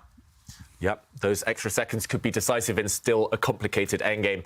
And big question now for Nodirbek. His knight is attacked. The white rook is eyeing up the black bishop. You've got to be a bit careful here. You either have to give a check to the white king, or you have to drop back with the black knight. He drops in another check. I wasn't even looking at this side of the board. So much is happening. And King F3, there's rook takes E3 and bishop F4, so Fabi sidesteps it. And I don't know what that was all about from Nodirbek. Maybe he thought he missed something. Yeah. Or maybe it's just so many things you're looking at. Like when you're looking, you're like, bro, sheesh, there's just so much going on, right? Is this real? Is this exactly right? Knight takes c3, takes 1 second. 3 minor pieces and all of them are Makes hanging. a move on a second on the clock. Well, Black's pieces are surely going to round up the remaining white pawns. They're not that far advanced. They're all a bit weak. But still some chances. Fabi's motoring forward now. Whoa. He's driving through the war zone. Rook h2. And the bishop starts by blockading the pawn. Here comes the other one. Both flanks. Just throw them forward. Fabi's moves are at least easy now. He just has to throw pawns forward and cross his fingers and pray. But Black's rook is going to start a clean-up operation now. Move up for assistance. King d6 and king c6 comes to mind. First, full blockade from the black bishop. Another pawn advances. 4 pawns. We should mention as well, if the rooks disappear, Black is winning as long as he can get rid of all of White's pawns. Bishop and knight together can deliver checkmate. The top players know how to do that. Not the rest of us, but yeah, this one should be a matter of time now. He's going after the pawns. White is just too slow. Pawns only move 1 square at a time, sadly. Jeez, man. Give a bunch of checks, but it's not going to be helpful. Not even a bunch. Just 1 check on the board, another g-pawn will fall. But there is a pin along the h-file. Not super easy to get out of it. No. Clever move. Right. King f4, rook f3, mate. Oh. Ooh. I also didn't see that at first. And he's backing himself to win this endgame with Not 2 pieces. over. But the pawns, they remain. g6? I think I would have just taken the rooks off there and just made Nodirbek prove it. Yeah, the pawns are dropping now, though. The bishop is coming with some checks. 6 seconds. No moves. Leaving space for the bishop. Unbelievable. Yeah, you see on Fabi's face, he's getting ready to resign, and there we go. We have a result. What a game it's been. Insanity. I'm walking away. I'm punching the air. Wow, another disappointing game for My Fabiano goodness. Caruana. Nodirbek takes the win with the black pieces. When he got the advantage, surgical precision there by the 18-year-old Olympic gold medalist, 2021 world rapid champion. Look at that determination. Look at that focus. Just incredible resilience so far in the match by the Uzbek phenom. It's going to be tough for Fabi to fight back against that talent. That's scary. That is scary level of talent. He's 18 years old. You can say that again. Imagine what he'll be like in 5 years. That was honestly art. That was some sort of modern art that I don't understand, but clearly the players understood it. And Fabi, they know what, you know what they say. The player who loses is the one who makes the next to last mistake. Fabi sadly made the last mistake. Incredible win by Nodirbek. He's 1 game away.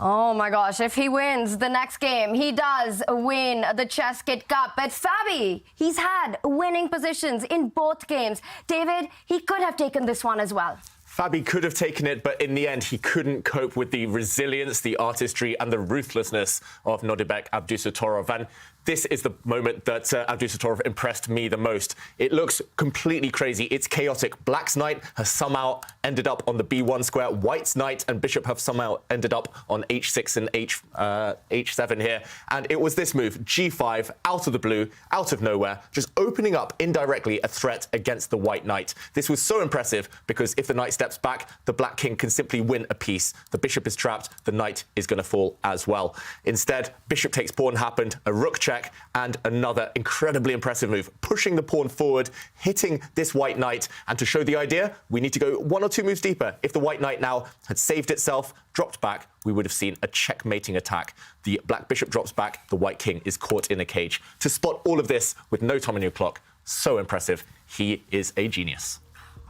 Some genius moves there by the 18-year-old Nodirbek Abdusattorov after that shaky start in game 1, game 2, when he got that opportunity. He just never let go of it.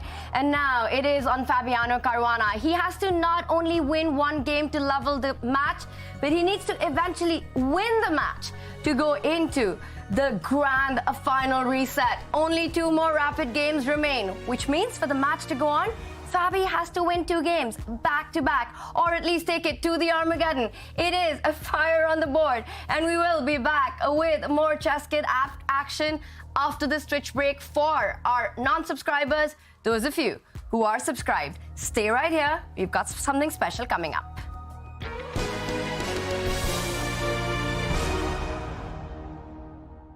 Abdusattorov takes the lead in his match against Fabiano Caruana, but you can never write off the world number 7.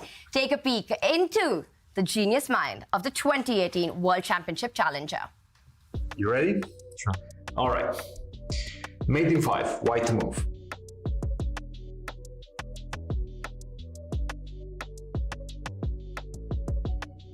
Okay. Queen G6. Yes. Queen G6, 97, Bishop F8, Knight G5. No, wait. Where's...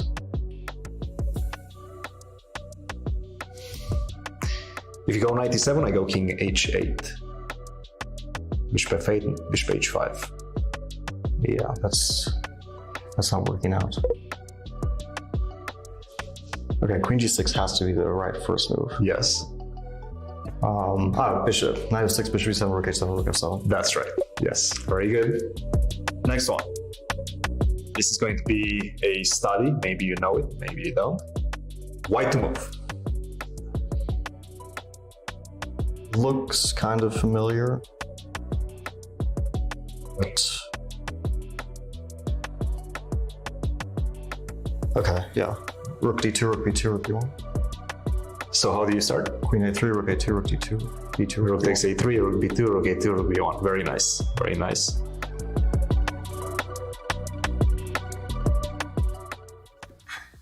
Wow, some super impressive stuff there, especially that last study we at the studio were also trying to solve along with Fabi. Daniel, I saw you enjoy that. That was some creativity there. I love studies. It's so funny because I told David when it was projected, I said something like, oh, this looks vaguely familiar. And then Fabi said the exact same thing. Beautiful patterns there. Obviously, Fabi, Nodirbek. We're watching geniuses at play. I bow before them.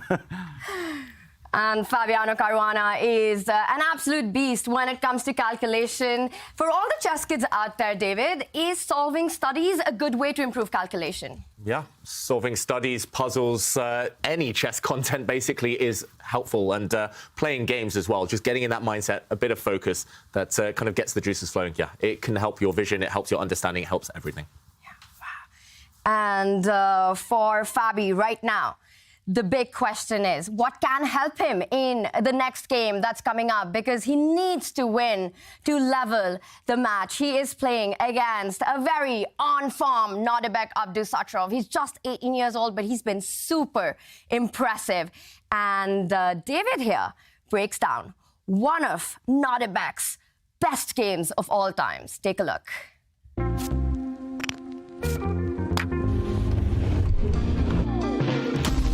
Nodirbek Abdusattorov is a phenomenon. The teenage prodigy from Uzbekistan had his first big breakthrough in 2021 when he won the World Rapid Championship.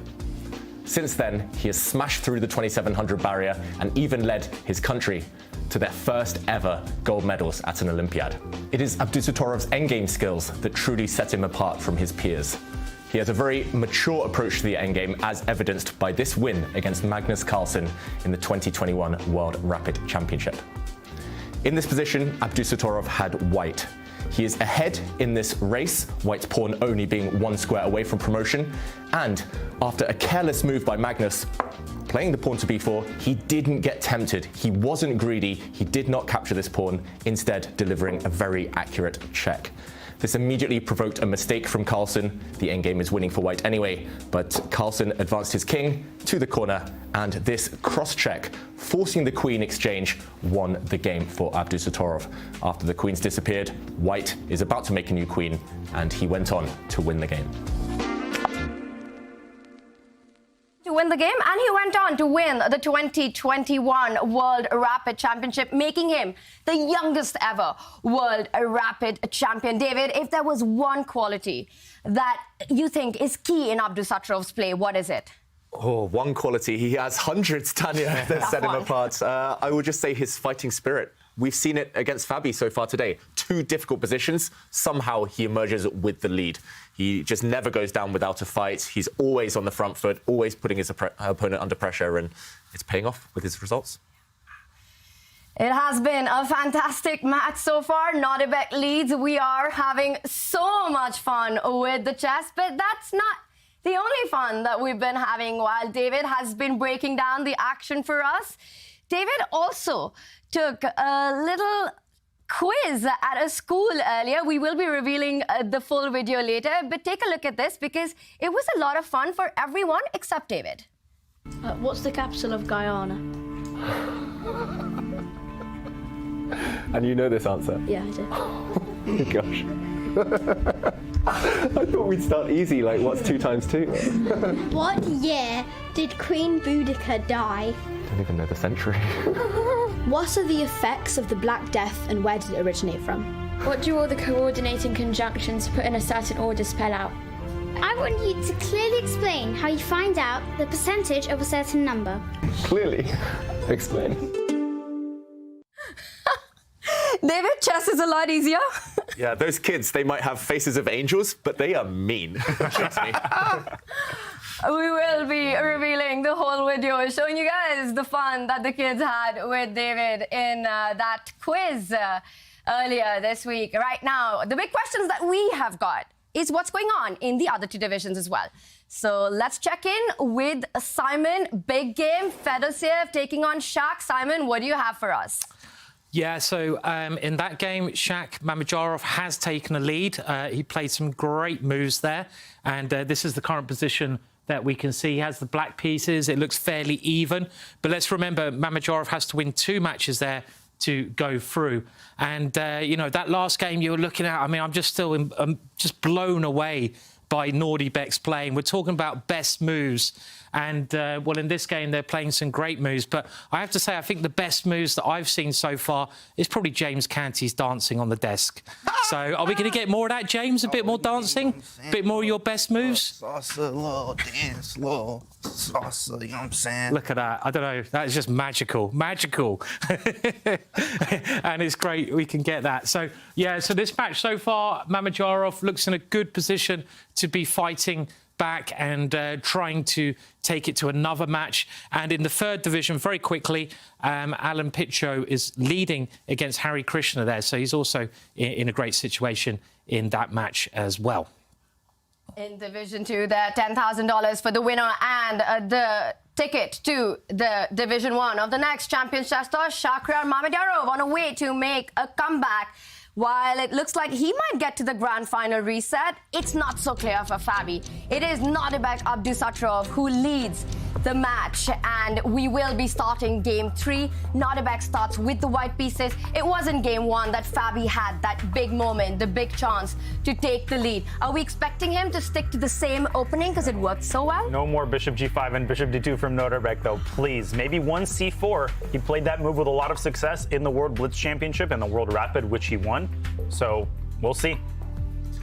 Yeah, it depends on his mood as well. Often after a win, you want to kind of continue the momentum. You want to continue putting your opponent under pressure, especially knowing now that Fabiano will be a bit fragile. But it also makes sense to play solid because then he guarantees that he goes into the 4th game only needing a draw, Abdusattorov. It depends much on his mood, his opening choice, I think. Yeah, and the ball is in Fabi's court to try to create some chaos on the board, but that's exactly what we've been getting in the first 2 games. It does start with the Queen's Pawn opening and another similar position to what we had in Game 1. Bishop G5, will we have it? It's a Ragozin. Yeah, I was going to say maybe another line like Queen A4 and A3, which is really fashionable. Black can equalize, but it's a very tricky line. I've faced it a lot online. Let's see if Fabi remembers his prep. Yeah, it often involves a pawn sacrifice, certain variations, but okay, Black has castled, his king nice and safe. White needs to continue development. Okay, he remembered his prep. Okay. Wow, look at that! It's new to me, Daniel. Yeah. We've got such an adorable photo coming in of kids, chess kids around the world following the ChessKid Cup. Keep them coming because you could win an Airthings device. How cool is it that they've got this big screen, the television with the broadcast on? I want that setup. I love the fact that they're just completely ignoring us and they're playing their own game. But they're future champions for sure with that level of concentration. David, they're inspired. Yeah, some great chess kids out there already. Keep them coming. We want to see more. Using our voices to fuel their brilliant moves. Right. Very good kids. Meanwhile, on the board, one of the chess kids, one of the best chess kids in the world, Abdusattorov. Is he a kid? Still 18, 19? 18. Still young. And great position for him. Black's pawn structure, what do we make of this on the board? It's pretty gross. I mean, just put it out there. It's definitely disgusting. But at the same time, of course, there are some assets to it. You can use the G file at some point, especially if the king, white's king, goes kingside. We can actually move our king, go rook G8 in many cases, go knight G6, and sometimes knight H4 or F4. Using the F pawn, as we play F5, maybe we play F4 as well. There's lots of things that we can do in this position, but I am not too familiar with this theory. I'm just understanding what the structure looks like. Daniel, are you familiar with this theory here? Not at all. Okay. And I don't think Nodirbek is either. Okay. Black's position looks pretty ugly, but I guess the king side is functional. You've got some squares under control. The knight on F3 is restricted by the pawn on F6, and Fabi continues to blitz out his moves. Queen could come out to A5, and Black could start encircling those weak queenside pawns. Yeah, Black is very active, so often when you do have these long-term structural kind of deficiencies, you need to compensate by short-term dynamic active play. And okay, he's taking a pawn there, and he's saying to Abdusattorov, either you're going to be a pawn down, or if you move your bishop and go and recapture this pawn, you might lose even more time. And you still haven't castled, remember, indirectly hitting the bishop again with the black rook. Some questions to answer. I really like what Fabi's doing in the opening, I've got to say. And I really like how quickly he's playing. The first two games, we did see the clock eventually played such a big role, even though Fabi having good positions, some inaccuracies happened, and Nodirbek was on top of the game. So really important for Fabi to keep the clock under control from the very start. Is that an approach that he's consciously taken for this game? Yeah, you know what? I think here Fabi actually has had a great approach every game. I mean, it's just really hard. You're playing Nodirbek right now, and you have to beat him twice. First two games, he got great openings, great positions, couldn't convert. Psychologically, that's definitely difficult, and you're one game away from defeat, right? So you have to win two in a row here. It's really hard. It's definitely an uphill battle for Fabi here. So you just have to focus on the game in front of you. But of course, he is getting his good positions, and hopefully he can convert. Is what he's working on. And it's going to come down to those seconds when the time scramble happens. So far, Fabi looking really good on the clock. But what about the position, the opening battle? Rook C8, we see Nodirbek is the one to slow down first. David, you're mentioning these threats with capturing the central pawn, X-raying that bishop on C4. Is Nodirbek feeling the heat just a little bit?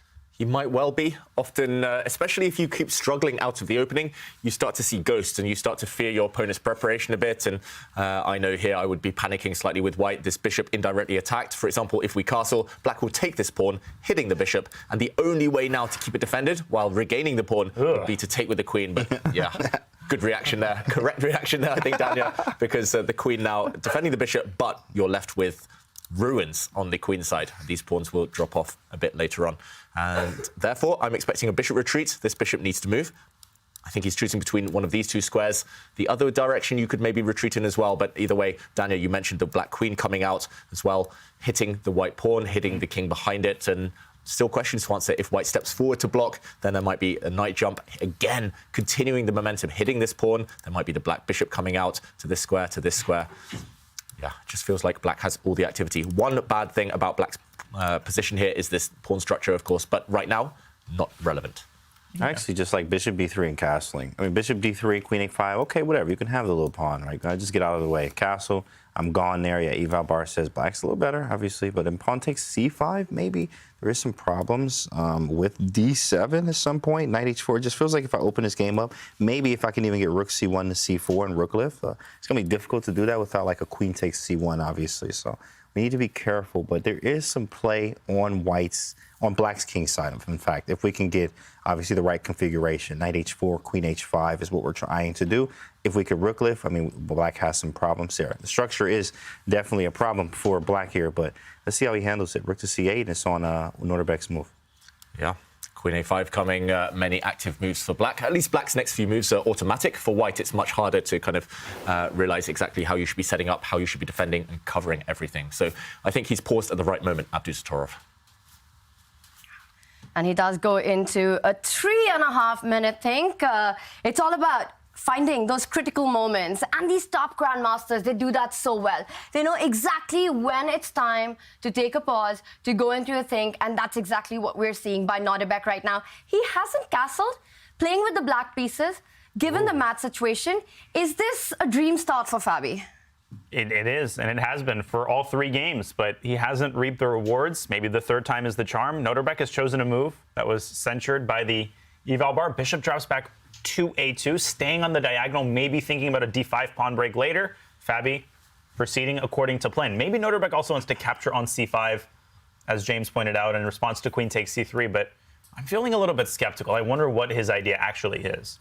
Yeah, and I must admit, I'm really surprised Fabi moved instantly. I'm not sure, maybe he's still in his opening preparation, but the reason I was so skeptical of white retreating in this direction with his bishop just a couple of moves ago, I thought maybe black would take in the center and then just plant his bishop on b5, saying, Ooh. you cannot castle through check. This was nasty. Yeah. That was a bullet dodged by Nodirbek. Yeah, seriously. Wow. Suddenly this white king, maybe it's safe for the next few moves, but long term, if you cannot castle through the eye line of that bishop, you will be suffering. But Fabi insisted on attacking this pawn instantly.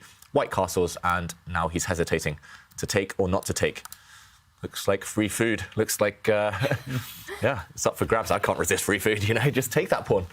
Why not? But I guess we just take, and so what happens after we take on c5 and open up the game? d7 is hanging temporarily. Yeah, there's bishop b5. All right, bishop b5, and then maybe, The problem is rook e1. There's this very unpleasant. No, rook fd8. There's knight d4. So it's still a little complicated, but black could capture on c5 at any moment. Yep, this pawn also dropping. Black will emerge a pawn up, but Fabi, maybe he's worried about, yeah, I'm not sure exactly what, but maybe he's just worried about his king. I do see the evaluation bar slide up a lot, so maybe this is a mistake. I'm just trying to figure out why. Why, yeah. Knight d2? Wow. With queen g4, knight e4 ideas.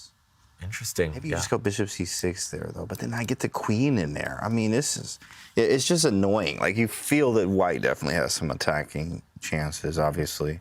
This could be very strong. I think you might be right, James, just to show, for example, pawn takes pawn would be a disaster for black. Catastrophe, you hit the queen. When the queen moves anywhere, you take this pawn, and white would win material. So I think, yeah, he just was too afraid of that variation, and maybe rightly so. He parks his bishop on c6. At least now he covers some key squares along this diagonal.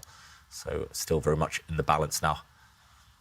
And now that the e4 square is controlled, so Fabi could be very much threatening to pick up those pawns on the queen side, and Nodirbek, with his classic, typical chess kid pose that we have been seeing, trying to figure out a way. And he does go with James' idea, does bring the knight back, a nice retreating move to open up the way for the queen. You come back to go forward next. Queen g4, knight c4 coming up. Things could start getting tricky for black on the king side, all thanks to that pawn structure. And Fabi instantly takes on d4, and I think a big part of the appeal is that the queen now can shuttle itself around the fifth rank, so it can meet a check on g4 with queen g5. You could play it immediately and threaten checkmate in one. Nodirbek, something tells me, is going to see that, but he's got to decide how he does it. f3 isn't an option because you drop the e3 pawn and you cut the path for white's queen to the king side, but you can play g3, you can play e4, you could even put a knight on f3. It's a tough decision. He doesn't have all that much time. Yeah, big decision. Just to point out, Daniel, yeah, pawn to f3 does drop this little guy, as you mentioned. And yeah, this one I'm reluctant somehow. It does feel like you might later get kebabbed. I don't know why that word popped into my head. Maybe it's that free food I was talking about earlier. You might get caught along this diagonal. Black is going to be shawarma out of white's king. Oh, man, we've had a lot of kebab here, too. We actually have. I think that's where it came from. Yeah, that's why it's so funny. Yeah. Just popped into my head. The only thing open after, you know, like 7:30 p.m. That's right. That's exactly right, Chad. That's funny. But e4 comes with downsides as well. Now the negative is that after black centralizes the rook, what could be more natural? This one is weak. Suddenly white's pawns, we talk about obtaining the center in chess, but a lot of pieces have been traded off. These are vulnerable rather than a strength necessarily right now. After that rook d8 move, I actually like queen e1. This definitely appeals to me, these very, you know, like these attacking type positions, because after, obviously, rook takes d4, we have knight f3. My idea here is to play f4 and rook lift. So I want to just get the queen out of dodge immediately and be able to play f4 and rook f3 and try to keep attacking you. Interesting moves right now, and I think Fabi will go for this. We might well see something like you said, James, on the board. Ooh, and bishop b5 there traps the rook, but white has f4 to clear up some space, so... Do you even rook lift, bro? Do you even rook lift, bro? Nice. Yeah, this position has all the potential as well of kind of a repeat of what we've seen already. I need a break after that last game. That was... Be still my beating heart. We have been seeing some wild chess by these two players in Game 1 and Game 2, and currently Nodirbek does lead the match. And this one promises to be another exciting game. You can tell with just the asymmetry that exists in the position, Nodirbek going for space in the center, but the drawback of that is that you do end up weakening those pawns as well. And we've been often talking about trades in positions. If you can get the queens off the board, if you can get the rooks off the board. Given the pawn formation that's there. It's an unusual one, not a standard one. Who would trades benefit here? Long term, I would say black, just because the black king does have the potential of being a bit weak. With queens off the board, you'll never get checkmated. Also, long term, let's switch our focus away from the king side to the other flank. Black does have the 2 versus 1 majority on the queen side. You could imagine if all the pieces are off the board, those pawns would just simply run through to victory. So I think queen trades would very much suit Fabi right now. How about you guys? Well, definitely the same. I mean, hey, your structure is not the greatest, so you do probably want to trade. The light square bishop, I think, is a little bit better on c6 than the a2 one. It was kind of biting on granite, what they say in the chess books, right? So it's not really hitting anything there as well. I also have the file, first to the file. A lot of times you can have a little bit more activity. So I do have the c file if I may be able to move my bishop b5. I mean, yeah, definitely trades will help black here because white definitely has some type of serious attack. If we're able to get queen e1, imagine just queen e1, f4, rook f3, and we are actually, it's almost Grand Prix-like. After rook f3, rook g3, or h3, swing the queen over, maybe even a bishop b1, and like just put every piece that I have at the king over there. It can be very bad for black. James, I have to say, queen e1, to me, is such a difficult move to spot. Because you kind of trap your own rook to f1. You have to spot the idea of f4, and that's, of course, your style of play. You want to go f4, you want to rook lift, you want to give checkmate. But how do all the chess kids watching out there, how do they come to this move? And by the way, we might be seeing it happen because rook d8 is on the board.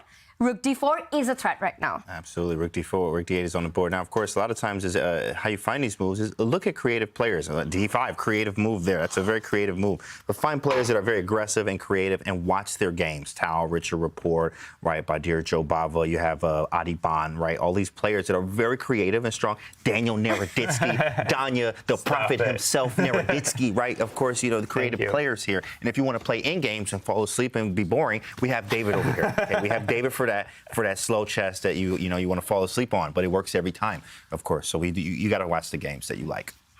Well, we're watching this game right now, and it is heating up. D5 on the board. That's not a move that you were expecting because, to my eyes, it looks like that pawn can be picked up. David, you've got to explain this one to us. I think we're getting the explanation now from Abdusattorov. I'm still skeptical, I must admit. Maybe I'm influenced by the eval bar here. Still skeptical? Maybe the queen should have dropped back to g7, but maybe Fabi was afraid of a do we even lift bro on f3. Wee! Yeah, that black queen's running out of squares, you've got to say. She's almost trapped.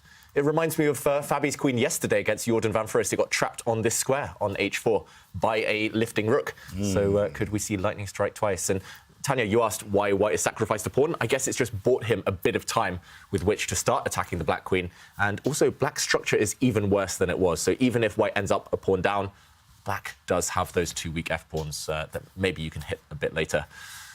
I don't know. I need to kind of refer here to the more attacking players among us, James. What do you think about Well, okay, so what are we looking at? E5 and f5? I mean, E5 is my top move. Knight f3. I think black can get away with queen takes f4. I don't see a clear follow-up there because once the center opens up, the risk of a queen trade becomes a lot higher. So white wants to try to avoid that for as long as possible. If white plays e5, black can also push d4 to try to cover the f3 square. Then white could push e6, and we're off again, Wow, suddenly. Yeah, bishop d5 and absolute chaos. Rook f3, Wow. We could definitely get caught in some rabbit holes here. Some crazy variations. Other than e5, love I'm e5. not seeing too much because you don't really want to allow black to take and start opening up the rooks. Oh, there is rook f3, de. Yeah. Rook g3 and then rook g4. Okay. Oh, we saw it yesterday. Just like yesterday. Saw it yesterday. No problem. Rook I was inspired D2. by what you said. Black can play rook takes d2. Yeah, rook d2. And then we get something out of Van Foreest Nakamura. But Nodirbek has gone a completely different direction. Queen b3? Whoa. That was not on my radar times 1,000.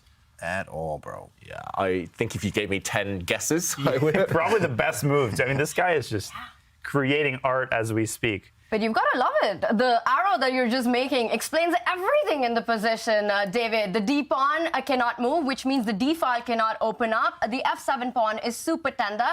And now the rook lift ideas. The other rook joining into the attack on e1 as well, keeping the pressure here by Nodirbek.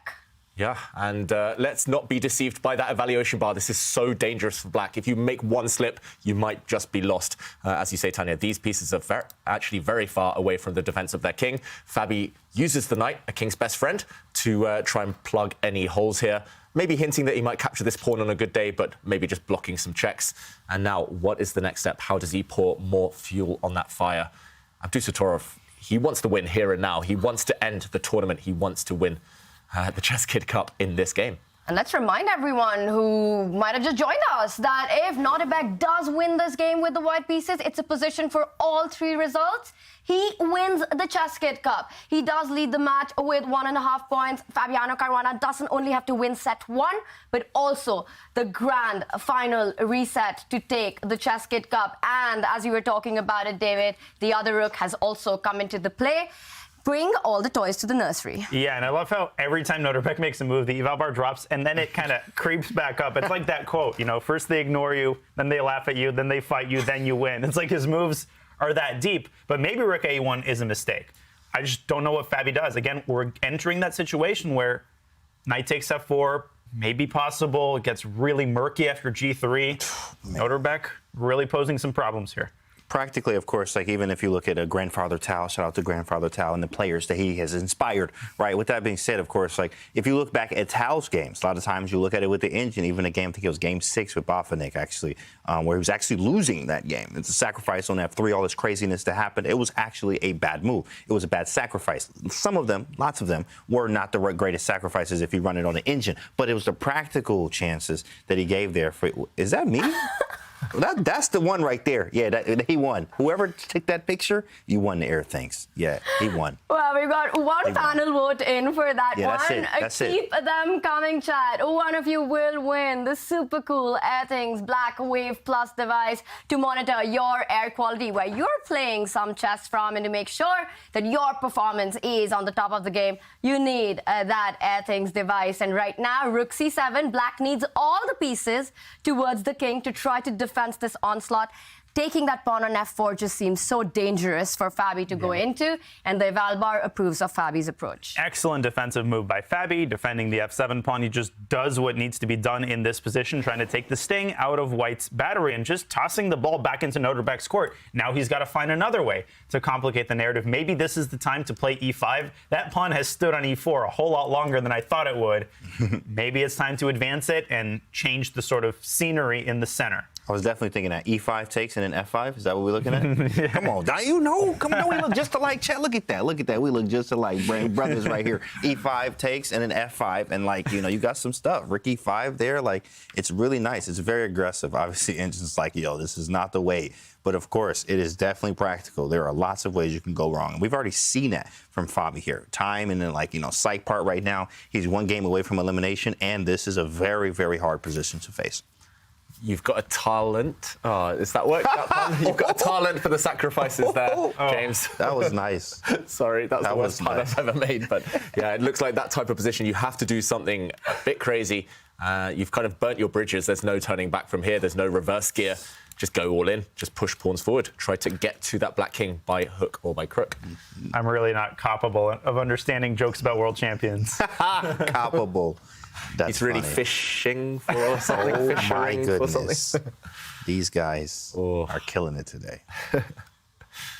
Wow, but so far in this match, it is Nodirbek Abdusattorov who's killing it, but he is in the think tank. Our eval bar says that Fabi does have the driver's seat one more time, but we can't emphasize enough that how little that has actually meant in the games between these two players. And we see Nodirbek is clutch. He has been playing some very impressive chess this event. And we see there 4.5 minutes on the clock.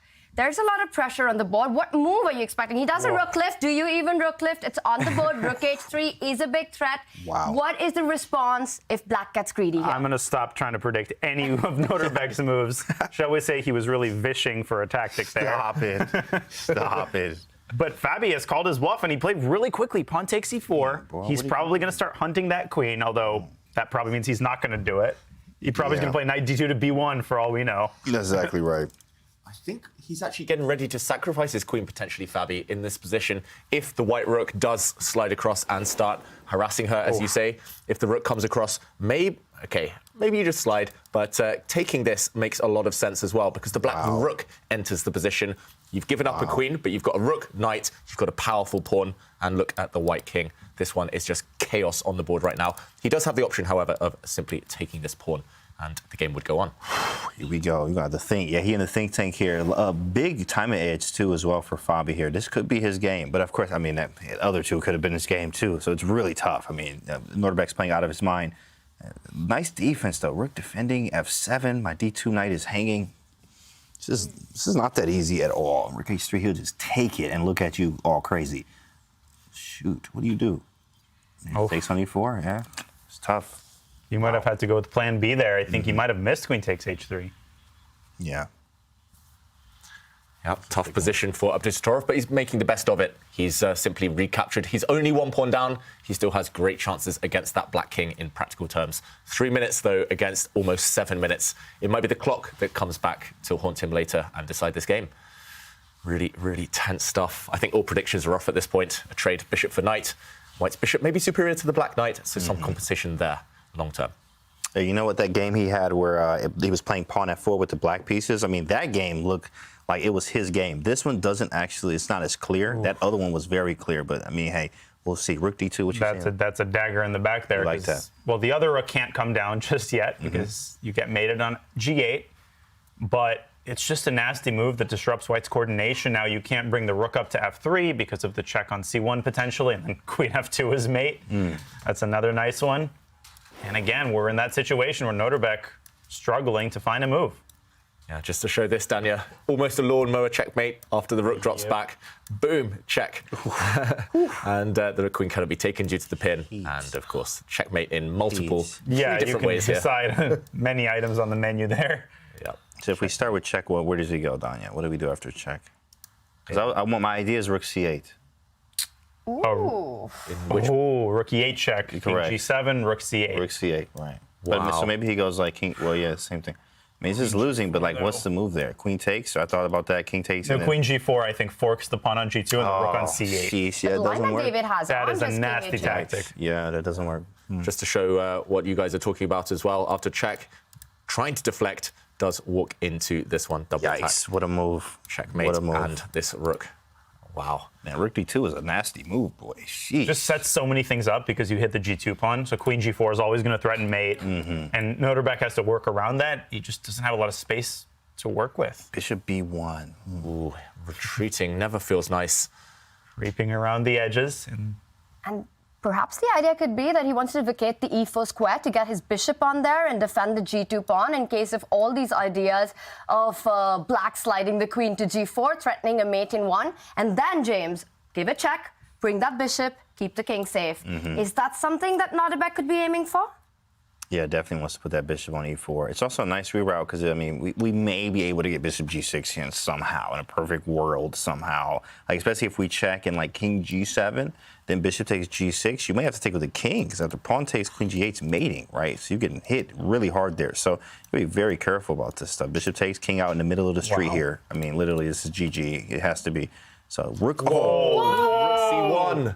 Oh my. And it was spotted immediately. We have to have an action replay there. Whoa. This position. You got to chill out, Rook Fabi. c1, dropping a rook down onto the first rank, deflecting away the white rook. If it had been captured, this would have led to checkmate on the g2 square, the white king trapped. Fabi had spotted it instantly, however, of course he had, and he reacted by swinging the white queen across to the defense, and a couple more quick moves. The rook was captured, and the black queen has dropped back. Wow. Threat now, rook down to d1, more trouble on the first rank. You're not the only one who can tactics, Nodirbek, says Fabiano with that move, and he has this game under control, on the clock, on the board.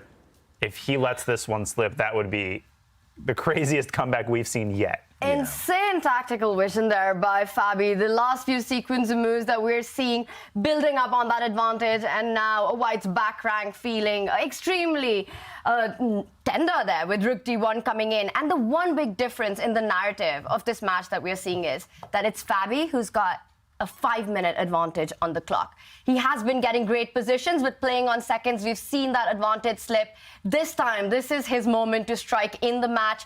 Nodirbek jumps in with a rook. He's down to a minute on the clock, gives up that bishop before the knight joins the powerful attack. Black still doesn't have time to go with the rook to d1. You don't want to pick it up with your king. Is king g6 a move that you can consider here? King g6. If you're a maniac, maybe. He's going to take with the queen, King surely. Gotta take with the queen. Queen c5 is even a move here that.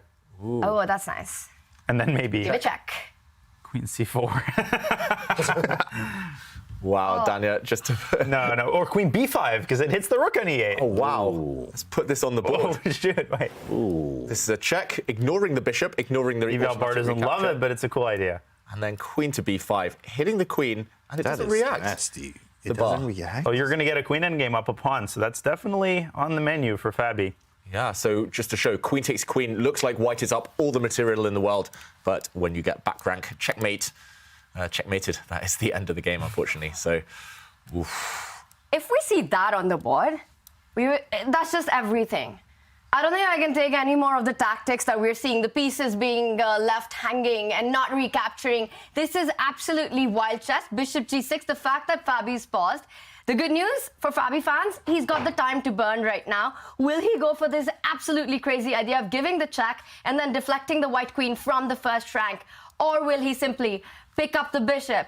That's the reason that Fabi goes into a thing. What are we predicting? Which line is he going for? He's calculating. If he saw that rook c1, he's in the zone now. Queen c5, queen b5. That's a sick I don't line. think so. That's a sick line. It's a cool line, but okay. I think he's likelier to just take back on g6. Okay, that makes It's possible that he's just trying to, or he'll check on c5 and then pick up the bishop on g6. Hard to say though. He's down to 4 minutes. And what is he picking up on g6 with? And that's really a question that's perhaps not clear to a lot of us, David. Yeah, you have 3 different viable ways to recapture this white bishop. I would be reluctant to take with the pawn just because you open up the black king to checks on the 7th rank.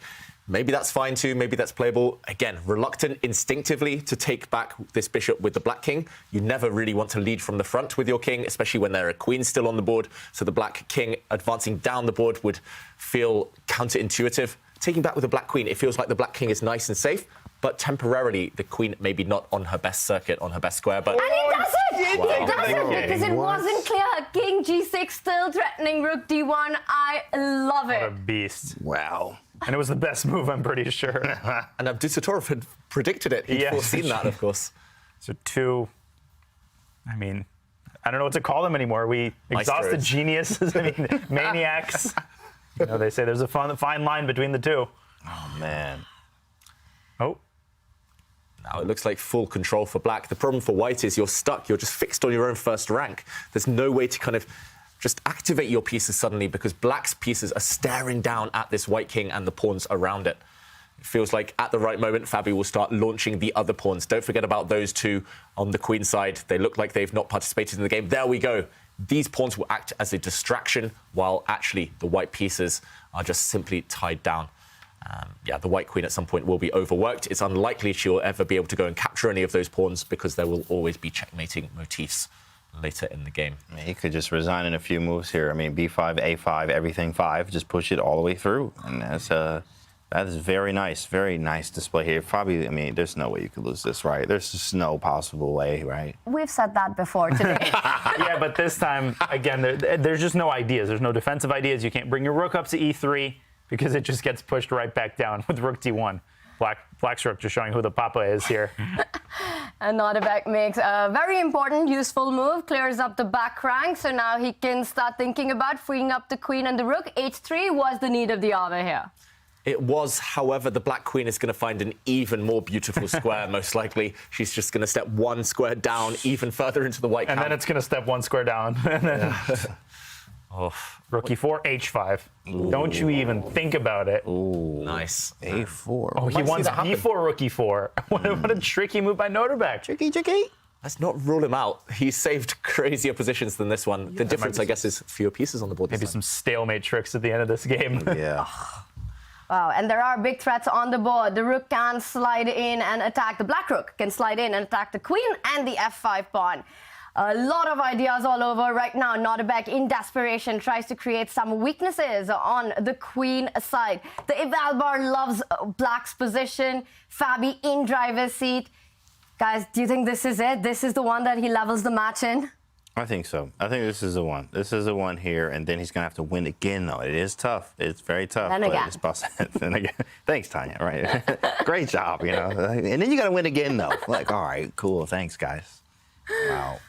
Wow, it is a Herculean task for Fabiano Caruana, but Nodirbek is down to just 30 seconds on the clock.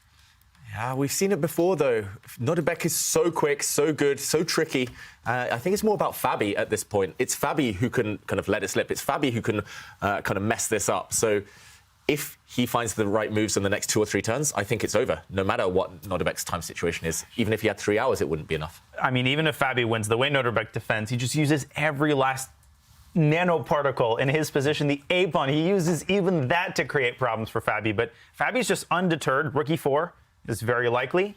Then what's the finishing blow? H5.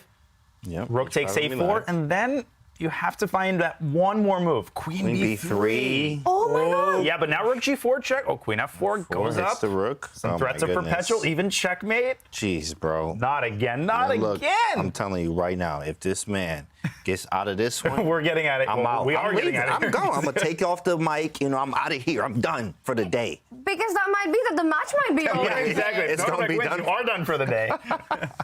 We're gonna be done for real for the day, guys. David, what just happened there? I mean, I can't really explain Fabi's move other than just pure panic. Just why would you ever bring the black queen away from pinning down the white pieces? The white king was the one getting checkmated. Now suddenly the black king is defenseless. You're staying at the Look at the Ritz-Carlton. time. You're saying, nah, I'd rather stay at the Motel 8. Like, Queen had to stay on G3 to limit the threats. Goodness. And here comes the time again. This is time game. and time again. His time has got him time and time Rook again. D1 and H5, but then Rook E3, and you could absolutely get goodness. mated here. You could lose your rook to a fork. Fabi got to move, bro. We need got to move. Here we go again. We need help from the engine here. Has Fabi got 1 or 2 moves to keep the advantage, or is it just, wow, okay, he does have a few moves to stay in this one, and he's going to find it. Surely, he's given a check. H5, got to do it. Got to cover the G4 square. But that Rook E3 idea is No, nasty, it's scary. bro. Like, Then how maybe are- Rook D3, but that loses the rook. Man, get out of here. Like, Rook E3 to G3, 11 seconds. He seconds. goes. Oh, my goodness. Dude. He finds the best H5, move. though. Come on. Rook E3. Rooting for him, at least this time. The man getting great positions. Ooh, Rook takes A4. pawn. Okay, that didn't work. Queen Oh, G1 coming in. Because of that move. Abdusattorov, he went for the pawn rather than checkmate. I think in G3. practical terms, mistake. Gotta run. Step out. Just start running with the white king. 9 seconds. Pretty safe on H4.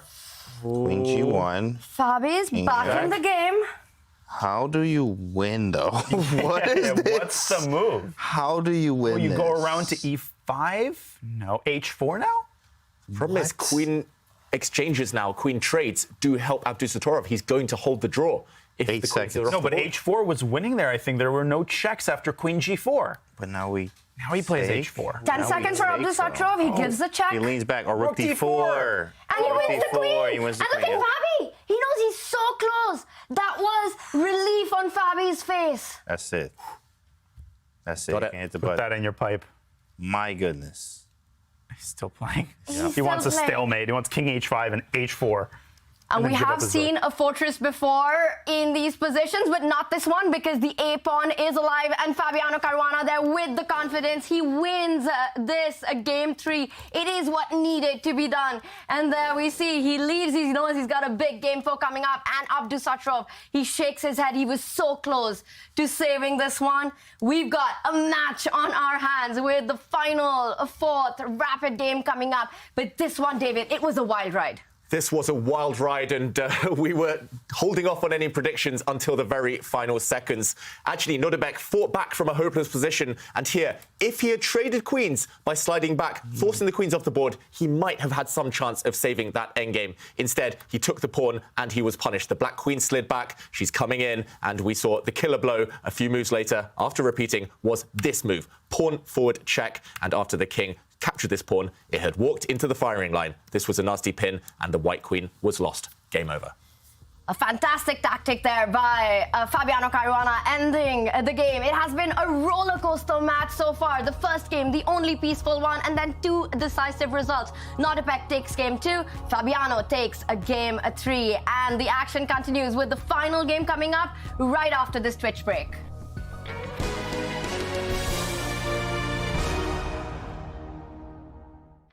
At Magnus Academy, we've taught chess to 100,000 kids. With summer around the corner, we're gearing up for camps. At online chess camps, kids learn about chess in a safe, fun environment from a team of all-star coaches. Kids are grouped by skill level from beginners up to national champions. There are never more than 8 kids per coach, so every child gets plenty of attention. You might even get the chance to meet Magnus and ask him a question or challenge him to a game. Each week has a different theme, like opening traps, learning from your losses, or Magnus Carlsen's best games. Sign up by May 31st to get a $30 discount. Join the 100,000 kids and counting that have learned chess with Magnus Chess Academy.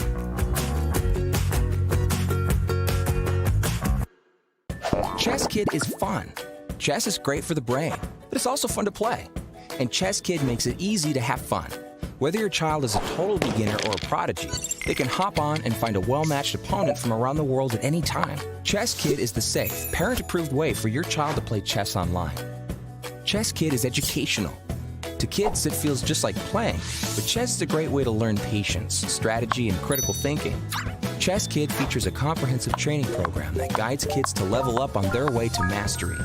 There are more than 50,000 chess puzzles and a whole library of entertaining videos that teach strategies, tactics, openings, and endgames specifically for kids. ChessKid is easy. Whether you're a parent helping your child, a coach managing dozens of kids, or a school of hundreds. Signing up is free and easy, so what are you waiting for? For over 75 years, we've witnessed moments that will last forever. Records and trophies, firsts and onlys, game-changing innovations. From the heroes we admire to the joy of watching them play. Our history defines us, inspires us, and pushes us into the future. Celebrating 75 years of changing the game. Puma, forever faster. An air of focus, concentration, performance. Airthings put you in control of air pollutants that cloud your work from home space, shifting your state with every breath. Find your air of clarity now.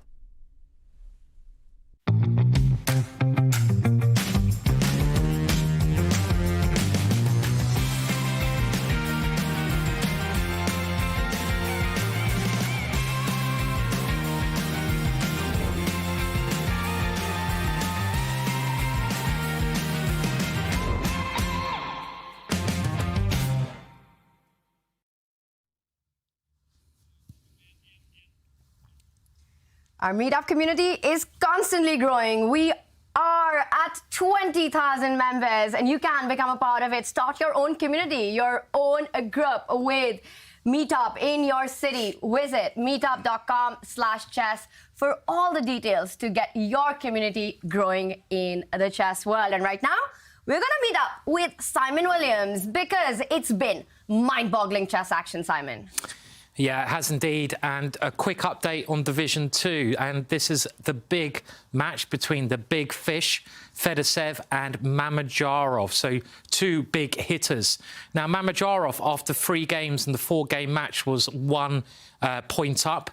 But we come to the current position and we see that Fedorsev, with the black pieces, in a must-win situation, has a very good chance to win this game. And the reason he has a good chance to win is the bishop is so dominating.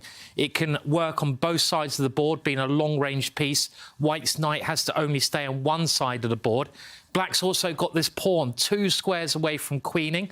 So if Fedorsev manages to convert this position, which I feel should be winning, you just got to bring the black king up to support your pawn. If Fedorsev can win that, it will go to Armageddon. And if Fedorsev wins the Armageddon, he is champion of Division 2. He gets $10,000. so he become an even bigger fish, and he gets a place in Division 1. And that's probably the most important thing, getting that place with the big boys. I'm saying big a lot now, so we better just leave it, I think, at this point, before I say big again. It's a big tournament in a big place. And we got some big presenters. And let's go back to the big presenters in the middle. Thanks, Simon, so much for that big update on Division 2. We've got a big Game 4 coming up as Fabiano Caruana will start with the white pieces. We have been seeing such aggressive chess by both these players. It's been a fantastic nail-biting match so far. If Fabi wins this game with white, we will have a grand finals reset. In case of a draw, we get to see a bidding Armageddon. If Nodirbek wins, he takes the championship. The action started, and we've got a Sicilian. Another Rosalema on the board. Of course. And it's a total repeat so far of the game 2 games ago. And will Nodirbek come up with an improvement? Because there he was suffering out of the opening, but it's Fabi who chooses a different retreat square for his bishop. And that is the more common move. Bishop f1 is considered the main line. Now they're following a line that has been well known for many years. White, I think, generally brings the queen back to d1 at some point and either goes for the direct d4 or the way Fabi's playing it, knight d2, queen d1, and then the knight coming from d2 to f3 is what I remember, but that was around, the time that George Washington was president, so I'm sure the theory has changed quite a bit since then. That's exactly what I remember too. Yeah, and that's maybe what Fabi remembers. Yeah, clearly Fabi following those long-trodden paths. He's going to bring that white knight towards his king. He's going to try and step forward in the center at the right moment. White has the bishop pair, but that's very much long-term. It's more about a fight for the central square. Theory hasn't changed since 1799, kid. Nice. There was a novelty in 1801, actually. Benjamin Franklin. Wow, and before this heats up, because we know it will, that's just how this match is going, I want predictions on this panel. Is this set 1 going into an Armageddon? David? Well, 3 days ago, Abdusattorov struck first in Game 2. He won. He was immediately pegged back. He lost to Fabi, but then he won Game 4 of their match and progressed. So I'll back Abdusattorov, even though he's got black, and I don't really like his position. Wow, another historic fact there by David James. What do you think? I got to back Fabi here, and the reason for that is because, okay, every game he's had some chances, and sometimes it just takes like some, not warming up, but like feeling out the opponent. It takes a few games. Sometimes you're down in the match. Sometimes you can be down 3-0. Now, of course, in this way, you would lose, but you could be down a few games, and then you can also come back. You're like, all right, I got it. I know what to do now. Oh, let me make these changes. Cool, gotcha. And then, we'll have an Armageddon. So I'm going to say Fabi wins. Oh, we'd love to see an Armageddon, Daniel. We would, but in the immortal words of David Howell, Nodirbek is black, and I don't like his position. So I'm going Fabi. All right, well, Fabi has made a lot of pawn moves in this position, especially directing and hinting at play on the queen side. David, you've got to explain that to us. Does he plan to gain more space on queen side? Yeah, I think actually this last move is just guarded against black's ideas as well. So if we jump into the position and if we rewind just one move, Fabi played pawn to a3. That might look mysterious, but it's guarded against the opponent's ideas. He very much wanted his own plan of stepping forward in the center. However, after a trade, he does have to be alert to potential knight jumps. The knight could jump into c2 from where it would fork this white rook and the white rook in the corner. So with that in mind, with his opponent's activity, he wants to prevent it, and he pushes his pawn to a3. So very much preemptive, and Nodirbek doesn't react. He just pushes his rook across one square, asking the question, do you want to step forward now? And Fabi says no. He first wants to prepare a nice home for his bishop, potentially on g2, and this is all about maneuvering. I'm struggling to explain these ones. The black knight might want to jump into the center, trading this white knight. Maybe black will push on this side of the board, but Fabi takes the opportunity to push the h-pawn now that the black knight has vacated the king side, maybe aiming to loosen up black's king slightly. James, thoughts on this? I'm always a fan of h4. Definitely was not expecting it, I will say that, but definitely always a fan to see it. You do want to play h5 and we live. He plays it instead, right?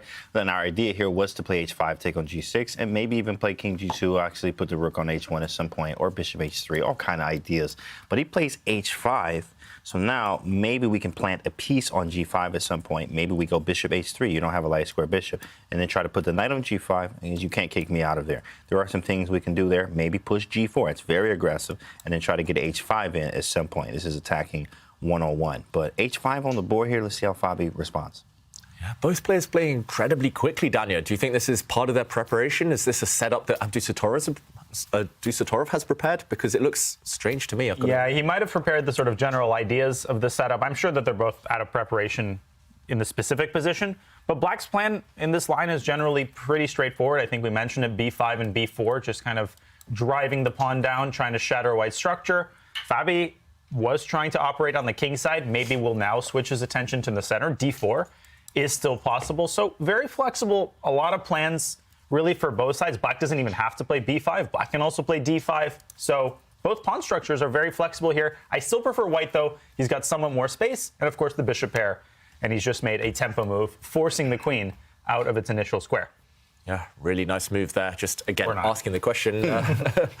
Yeah, I guess it can be blocked by the black bishop. But just asking a question for Nodirbek, where you're going to move your queen. And, yeah, still very balanced. Can I retreat? Can I retract my statement about Nodirbek taking this game? Feels a bit shaky for Black. He does block. I would not trade bishops here. How about you guys? Yeah, nope. Maybe queen d2. Just like develop a little bit more. If you trade, it's on your terms then. Yeah, exactly. Maybe bishop f4. Target the d6 pawn. Ask another question. Yeah, usually you want to keep your bishop, especially if you have a bishop pair. They tend to work better in tandem. So keeping them on the board makes sense. But also, Nodirbek would have to spend a couple of moves trading off, and the black king would lack any defenders if the black dark square bishop disappears. So, yeah, no right or wrong answer here. It's just a matter of taste, it feels like. And that goes for all the flexible ideas that both sides have in their, up their sleeve right now. So tense. You can kind of feel the nerves. Nodirbek sitting back, sipping some water. Oof, can he recover from that previous defeat? Losing with White when you're on the brink of tournament victory, it's hard. It's heartbreaking. But this is the most composed that I've seen Nodirbek on the camera. He usually has his head in hands, he's leaning forward. And after what we saw in game 3, one would expect more of that, but it looks like he's found his rhythm. And is that also because the position is just quieter compared to what we've been seeing in the last 3 games? Yeah, for once, the position is just kind of chill. Yeah. And both players can chill out a little bit, at least for a couple of moves until it gets chaotic again. Because the moment Black plays d5 or b5, there will be some direct confrontation eventually. Right now, there's been kind of maneuvering play for the last 10 moves or so. But speaking of non-maneuvering play, there's the first declaration of war, d4. Has been played by Fabi. So he is not against a bishop trade if it occurs on his own terms. d4 starts the war. Wow, big move. d4 for the score. Okay. For the war, for the score. Right. We want more d4. We want more chess. We want Armageddons. We want a reset. But yeah, how would we react with Black here? Because suddenly a lot of tension, and it feels like it's up to Black to at least release something. Will you trade pawns? Will you trade bishops? Anything else productive to do? My instinct was to take on d4, take on g5, and then actually play e5 and try to target some of those dark squares in the center. But that's just one of like 15 different ways that you can play. Of course, White's, I thought, would take with a pawn, but now that I look at it, maybe he wants to take with a knight. Then there's queen b6, kind of forks the 2 pawns. Probably not a big problem, but all of that has to be assessed and evaluated.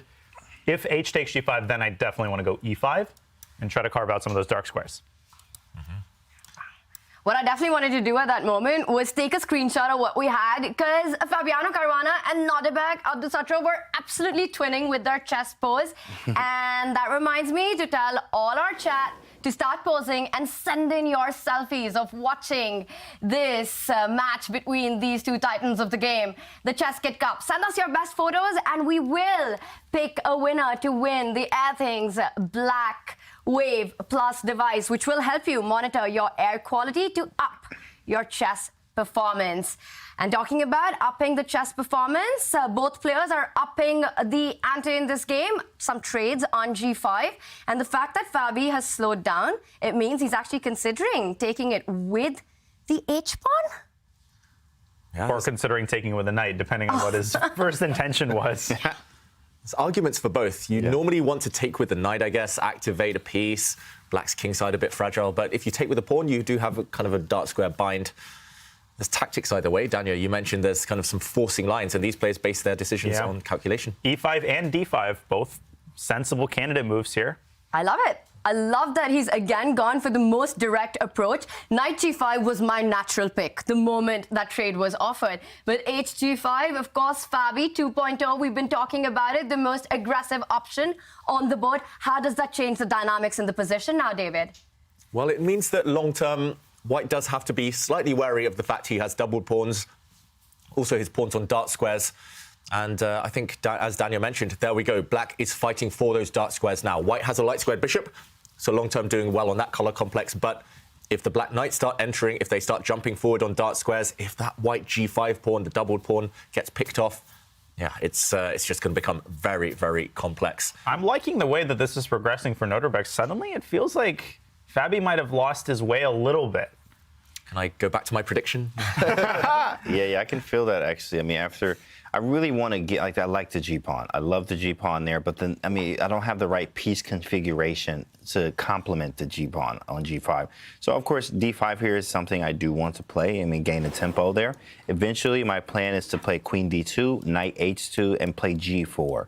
Or even play Queen D2, G4 first, let him take, then play Knight H2, take on G4, get a Knight to H6 or F6. This is a nice plan, but of course it can be parried in a few ways, I think. Maybe like Knight F8 to H7, which I have to be very, very careful of how fast I move this. Like, there's things that he can do, but I mean, we'll see what he does. I definitely like the pawn on G5, but if we don't configure the right pieces, it's going to be a weakness rather than an asset. And Daniel, I know where you want to jump this knight into. Yeah, I'm thinking about a Knight D4, but I don't know if it's necessary. I think the ideas that James mentioned, black is cramped, but a space advantage isn't really a tangible advantage. You know, it's like cryptocurrency. Eventually you have to convert it into real money.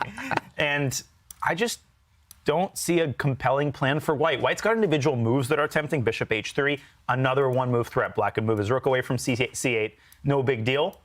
So I think objectively, I agree with the eval bar, probably around equal. But the trend of the game seems to favor Nodirbek. Knight D4, though, definitely a viable candidate move, has to be considered. Look at his time. Fabi down a lot of time here. I mean, yeah, we're talking, he's thinking. Still thinking, in fact. Yeah, and I just want to point out the reason this is definitely possible is because after the knight trade, this pawn hangs. So if you do capture black's new pass pawn in the middle of the board, then the G5 pawn drops, and suddenly I do see this knight jumping in, this pawn pushing forward, and this bishop, is it better than the black knight? I'm not so sure. So really big decision here for Fabi. He could maintain the tension. He could, I don't know, take this pawn or could move his bishop out. But some big threats against this guy. And remember the G5 pawn in the next few moves. Maybe he doesn't have too much choice, actually. Difficult position suddenly for Fabi, and that's reflected in his clock times. 4 minutes down now. His recipe for success, the reason he won the previous game, he was ahead on the clock the whole time. Suddenly, roles are reversed yet again. I mean, this is a huge time edge. I mean, this is probably the biggest time edge we've seen in this match so far. And we've seen it, of course, when time got low, Fabi definitely did not have the best end of it, except in the last game, his time did get a little low, but he was able to convert there right at the right moment here. But he doesn't have another chance to slip up in the time and allow anything for Nodirbek. But it is crucial. You need to think. You got to find the right plan so you can continue this game on. And he does understand that this is crucial. That's why he's taking his time here. But he can't take too much time. I mean, he's almost at 6 minutes here. Almost half the time. Yeah, he needs to speed up. 3 minutes on one move, that's fine. You can afford that type of thing. But yeah, he's got to hope he's seen far enough into the future. And moment of truth. Either black steps back with the knight to a safe square, and the game will take on a kind of maneuvering phase. As James said, White might start attacking on the king side, or he jumps in. And Bishop H3 was what I was afraid of. Okay, never mind. On the board, forget I said anything. Nodirbek had this planned 7 years ago. Yeah. When he was like 3 years old. Yeah, he was already considering this position that he would get against the ChessKid Cup final. In 2023. Studied all before. And black's rook dives in, defending that key pawn on d4. Black's queen now also aiming at g5. You have to keep defending the black knight. The black knight, if it gets the time, the tempi to jump into the center, I think this is turning in black's favor. Wow, turning in Nodirbek's favor, and the clock is already in his favor. He's got almost twice the amount of time as Fabi does, and we've seen that to become a big factor in those critical moments. Fabi down to about 6.5 minutes with that black knight jumping into the dark squares. He wants none of it, trades it off, will pick up the d4 pawn, but the rook can jump into c3 and start attacking the other pawns. Starting to smell that distinct smell of Armageddon. The more pieces get traded, you know, I can see a rook coming up to e3. There's another pair. I don't know. Might be moving in that direction. Yeah, Would you like to take your prediction back, David? The calm after the storm. The last few games have been so tempestuous. Just, yeah, they need a timeout, but it's only going to get crazier with Armageddon. But I still like Black. I think Black has the upper side of equality here. As Tal would say, Black is more equal. All right, well, this one will be a grind, and it looks like Nodirbek Abdusattorov is the one who has that slight push in the position. And let's also remind everyone that Fabi has to win 2 sets to take the ChessKid Cup. It just keeps getting aggressive the moment we think that the dust has settled. E5, again, fireworks. Yeah, I'm just starting to wonder, what if Nodirbek takes everything and plays Rook D3? I know, David, you probably have the same question on the tip of your tongue. Yeah, is this just the pawn sacrifice, the pawn No, he blundered it. You think so? He just blundered a pawn. Oh my God, this might be... Wow. This is very serious. Wow. He's just advanced, Fabi. We talked about this position. We slightly preferred Black because Black has a very safe king. Black's rook is very active, and Black has an outside majority long-term. Safety of king, very important. And Fabi decided, OK, to go for it now. But after a capture, simple capture, the plan must be to retake this pawn. But after everything comes off the board, how are you going to defend David the d-pawn here? It's just going to... He's doomed. You don't defend it. And look at Nodirbek there. He was stretching. He's definitely seen this line, and we're seeing it happen on the board. The trades. Will he find Rook D3 hitting and winning that D5 pawn? It's on the board. Wow. That was a huge, huge, huge mistake by Fabi, who basically, I don't want to catastrophize, but this is kind of a catastrophe. Yeah, that could be the end of the tournament, that one kind of hasty pawn push. We always say it, pawns don't move backwards, and suddenly this D-pawn, it looks so strong 1 move ago, but it's being rounded up. White's rook just not quick enough to join the action. He rushed it. He could have taken a preparation move, but suddenly, is there any hope? If the queens come off, rook endgame might be hopeless. The problem here is the G5 pawn too as well. Like, okay, we grab 1 pawn, but then like, a pawn doesn't say the game's over. But also you have another weak pawn on G5 too as well. We also have the 2 versus 1 on that side, and your downtime. So if you combine all these together and the psych part, I just dropped the pawn, oh snap, especially when you drop something in an intense match, a lot of times you get mad at yourself too, right? It's a lot of things going on with Fabi right now. This could be very, very bad. Yeah. The pressure is on. Things are looking bad for Fabiano Caruana. He has to slow down. He has to take a moment in this position. And we'll use this time to check in with Ginger TM, Simon Williams. Simon, big action in Division 2 as well. That's right, yeah. In Division 2, we're going to the Armageddon game, and this could decide the whole thing. In the Armageddon situation, Mamedyarov has to win to take it to another mini-match. If Mamedyarov doesn't draw or win in the Armageddon game, that means we have a champion in Fedorsev. And it does look, just looking at the position, that Mamedyarov will win that game, so they're going to have to play 2 more games after that. Division 3, Alan Pitcho has won that division as well. He did defeat Hari Krishna, so lots of results coming in. Wow, this is the Armageddon. So Shakhriyar actually won the bid and chose Black? Yes, he had the black pieces, and it just looks like he's going to win a piece in that Armageddon game, and that means he's won the first stage of the match. It will go to another mini-match where anything can happen again there.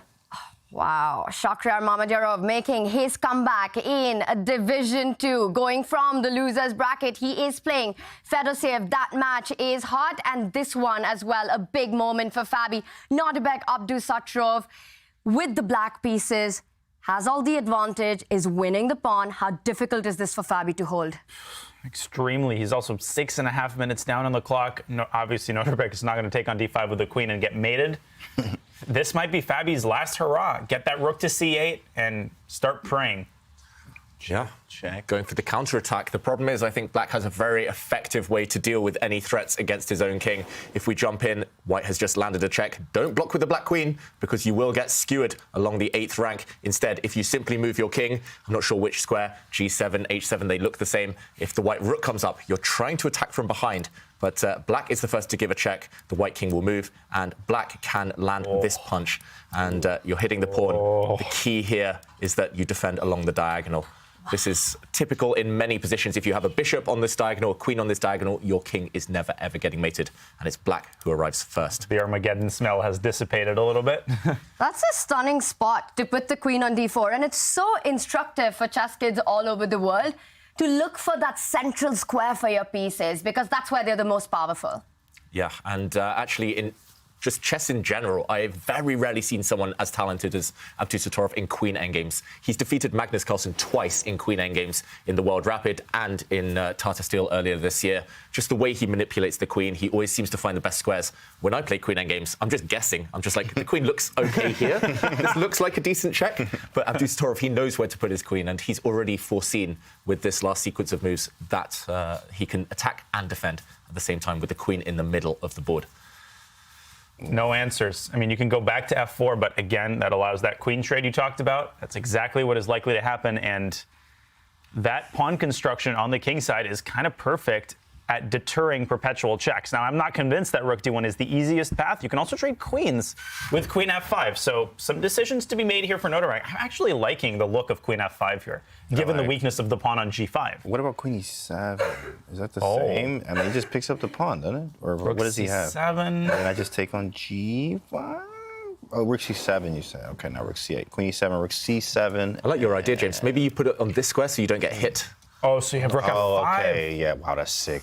Same idea. And basically, the idea is just yours. I've stolen your idea, piggybacking off your idea, just winning this pawn, basically. Yeah, pick up the pawn. It is very weak, but queen f5 is also nice too as well. He's got so much time to figure this out. Yeah. Yeah. The only question, kind of the big question now, is do you go for a queen trade or a rook trade? As you said, Daniel, the rook trade also looks very healthy, very winning. The king moves, and then you kind of centralize your queen. Maybe you put it back here. The king can hide out in the corner. There's never going to be checks, and then you start advancing. This looks like it should be winning too. But queen endgame's tricky.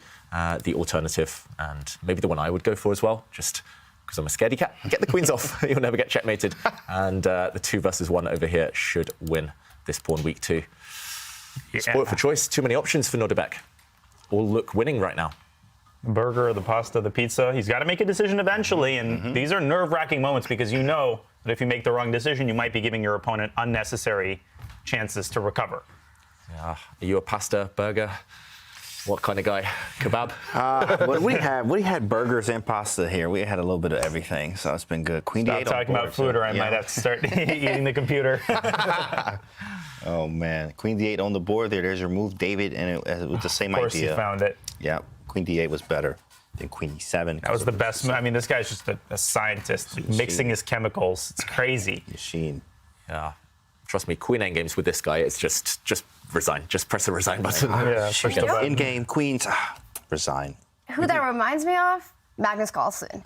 Also known for just how strong he is in these queen endgame positions, precise maneuvering, finding the right squares, one of the hottest kind of positions to play, and the action that you were calling out. Rook jumps to c7, attacks that f7 pawn, Nodirbek, offensive. He always meets defense with offense. That was in 2 moves, he's just turned it around. The f7 was under fire, and now for Fabi, f2 under attack. Centralization in queen endgames. You called it, Tanya. I think Magnus is the best queen endgame specialist in history, but Abdusattorov has beaten him twice in queen endgames. Like, what can you say about that? That's all you need to know. And there's some cool tactics actually on the board right now. If white drops his rook back, you can take this white pawn on g5 right now. If you want to be cynical, I mean, you can keep the tension, you can probably come in, but just take this pawn, eliminate any danger, and is he going to play it? Now you drop in with a check, double attack, and you pick off the white Nodirbek rook. could solve this in his mother's womb. He will. He sees that move. He's just trying to decide whether to play it or to play rook f3.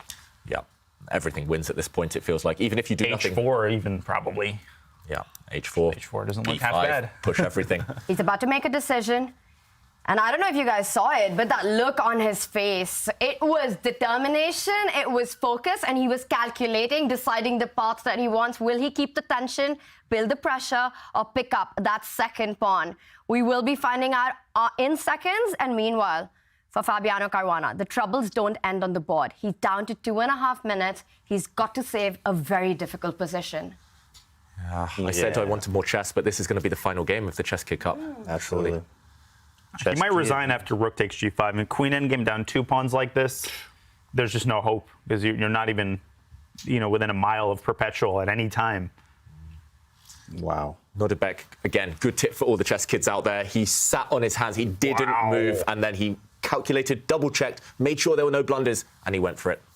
2 pawns up now. Now rook g3 on tap. Rook g3 is coming. h4. I mean, this is over here. Last moment. The final nail in the coffin. Wow. can see it on Fabi's face. He knows it's over. He's done so well. He's fought so hard, but Abdusattorov just inspired in this game. And it was Nodirbek Abdusattorov who defeated Fabi in the winners semi-final, knocking him down into the losers bracket. Fabi fighting his way through that and coming back on top to fight for the championship.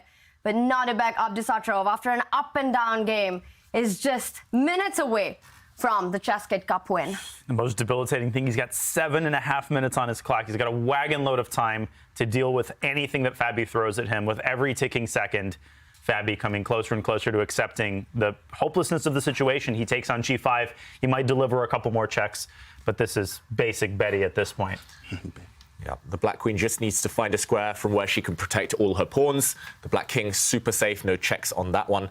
And yeah, the Black pawns will start advancing on the Queen side. Passed pawn will be created. It might still take a while, but the result shouldn't be in doubt at this point. Abdusattorov, he's done everything right. The mental fortitude coming back from a defeat in the previous game to outplay one of the world's best players with Black. Lose with white, win with black. Just how they, just how the masters do it. So they do it this way. That's what they teach in the Soviet school. Yes, exactly. That's what the expression that I was looking for. Queen back to home base. B5 is next. Yeah, just play B5 here. Push those pawns. Quite easy in-game now. Of course, you can study these in-games a lot. Devereski's in-game manual. I mean, the Queen ones. I've never actually touched that chapter, in fact. I feel like he's going to play A5. No, just kidding. On A5. Oh, my God. A5. No, then very Queen B6. difficult moment for Fabiano Caruana. And we're also getting a big update that Vladimir Fedoseev has won Division 2. A big congratulations to Big Fish. He has been on fire. He wins $10,000 and punches his ticket to the next event, Division 1 or the next event of the Champions Chess Tour. That means that we've got 4 players confirmed for the next event already. It's Fabiano Caruana, Nodirbek Abdusattorov, Jordan Van Foreest, and Big Fish joins them. What a lineup. Fedoseev is a player nobody will complain about when he's in Division 1. He's so fun to watch. He's not over 2,700 at the moment, but he was 2,730, and he still plays like that online and in the rapid time control. Just going to be so fun to watch him play the greats. He also almost beat Hikaru in the last one, too, as well. And he did beat him in a World Cup before. Yes, very strong player. And we're getting more winners coming through, as it is Alan Pishaw in Division 3 who takes down Hari Krishna, wins Division 3. So he goes back with $5,000, and the action is still on in this one, but it looks like this will not be going into the Armageddon. That is 2 extra pawns, an exposed king for Fabiano Caruana. Draw is a faraway dream right now for him. G5, get those utensils out, go for the kill. We're a couple seconds away from crowning a winner. This is exquisite technique, as we've come to expect. Amazing. White wishes he could pick up the pawn next to his king and throw it off the board, because then there might be stalemate ideas. But yeah, this moment, checkmate is incoming. Black's 2 pawns up. White can give a couple of spite checks, but they are easily blocked, easily dealt with. That's it. This is He's it. out of ideas. Queen E4, king steps up to H6, and then the F pawn can block a 6th rank check. After Queen C6, F6, correct. King H6 anyway. King H6, Yeah. Easy stuff. Just close the box around the white king. A pawn check will do the business as well, I think. Although you want to be careful of some stalemate there. Yep. Yeah.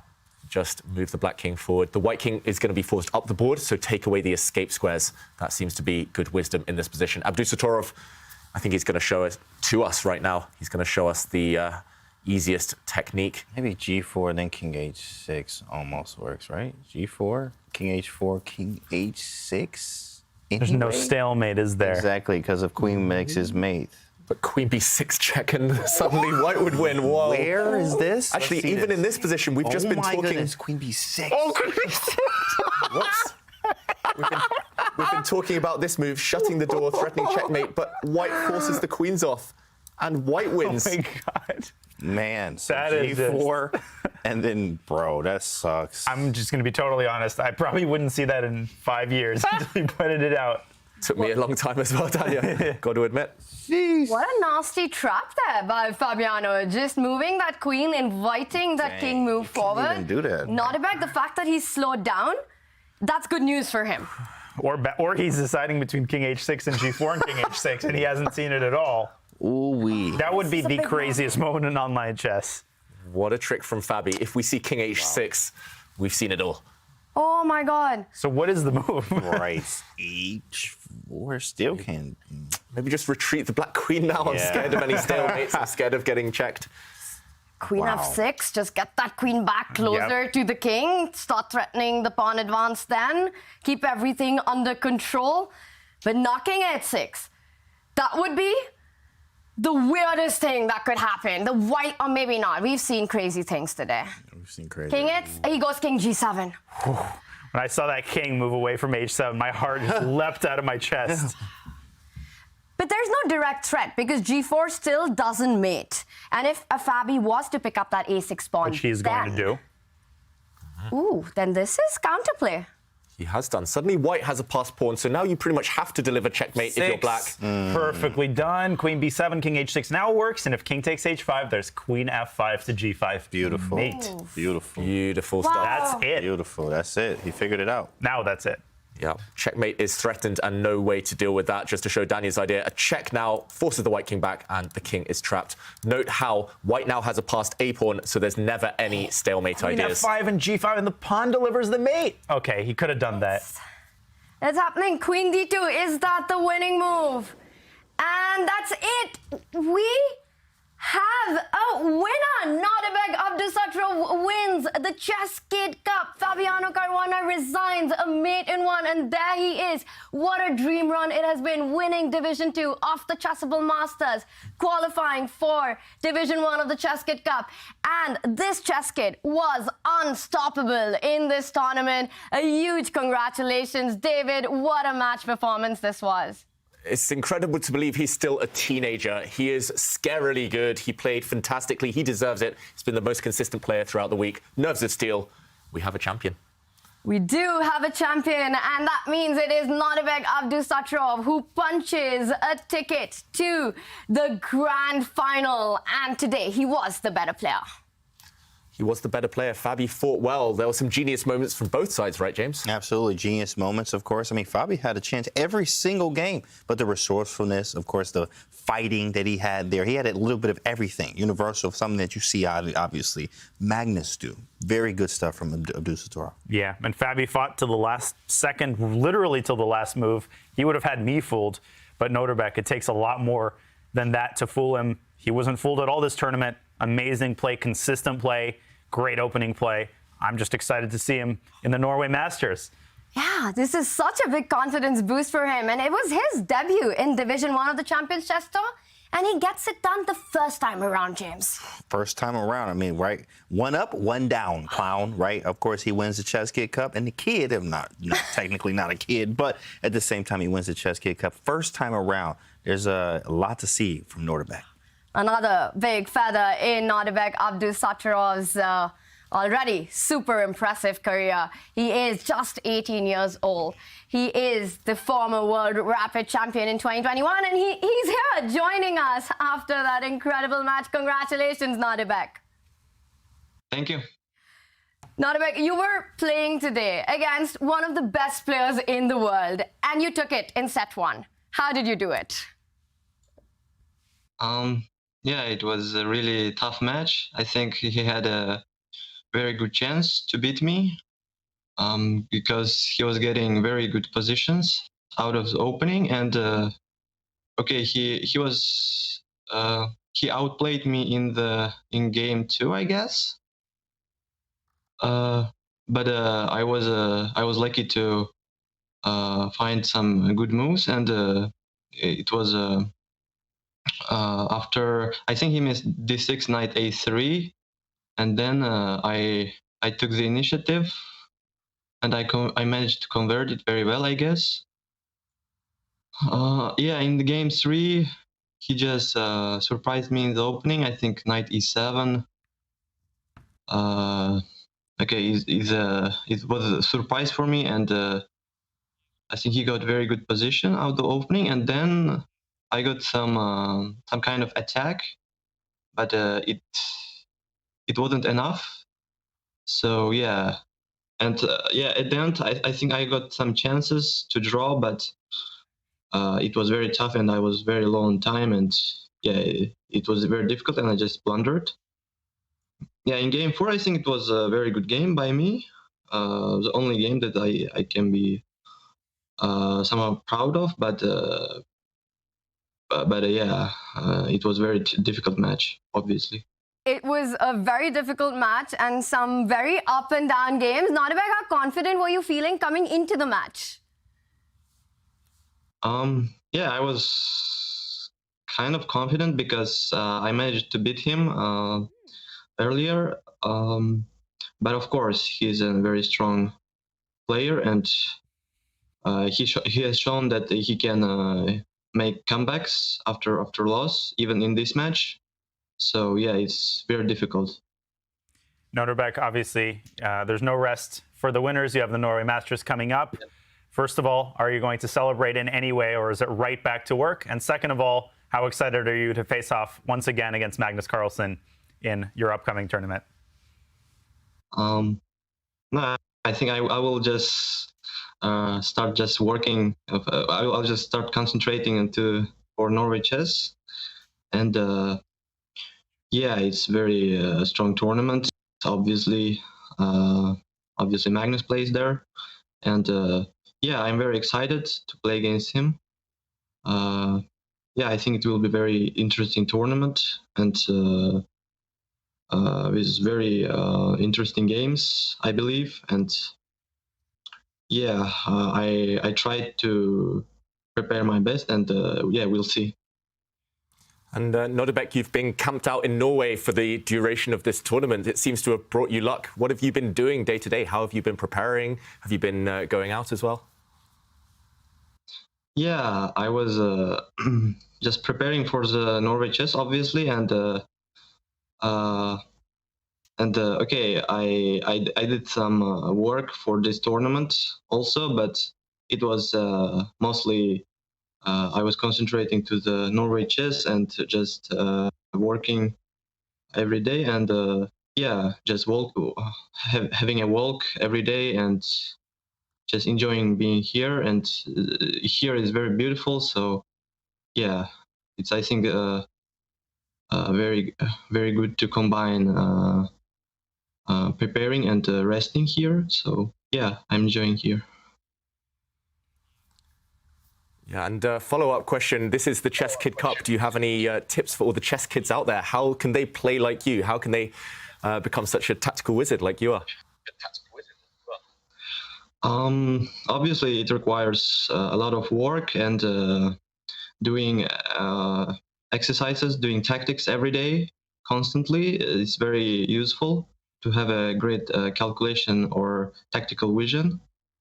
And yeah, basically, you have to practice it every day and do your best. And I think it will come with time that you will have better calculation skills. And I mean, it's very important to become a strong player. So yeah, it's part of improving, and it comes with time, I think.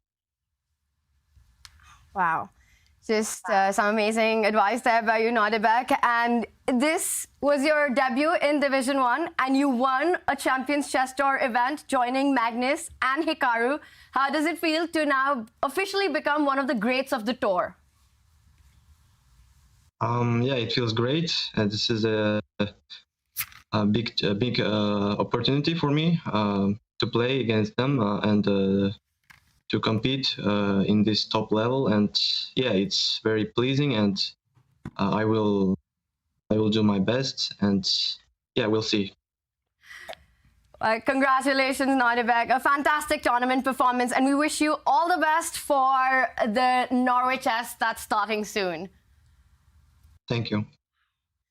Nodirbek Abdusattorov joining us from Stavanger.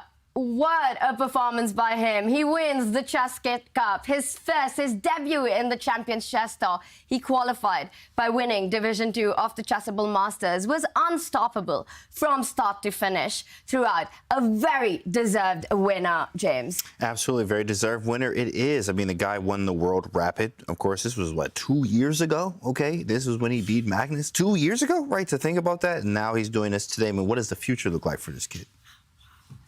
Just incredible. That's what the future looks like.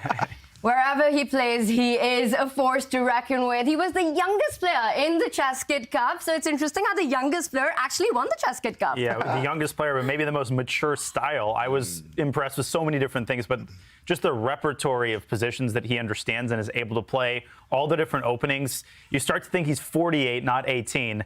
Just so excited to see what chess has in store for Nodirbek as he somehow continues to get better and achieve more and more. This chess kid is giving a very hard time to the best players in the world, and what a performance by him. But it's not just him. There were a bunch of other chess kids who gave a very hard time to our very own David Howell. Take a look.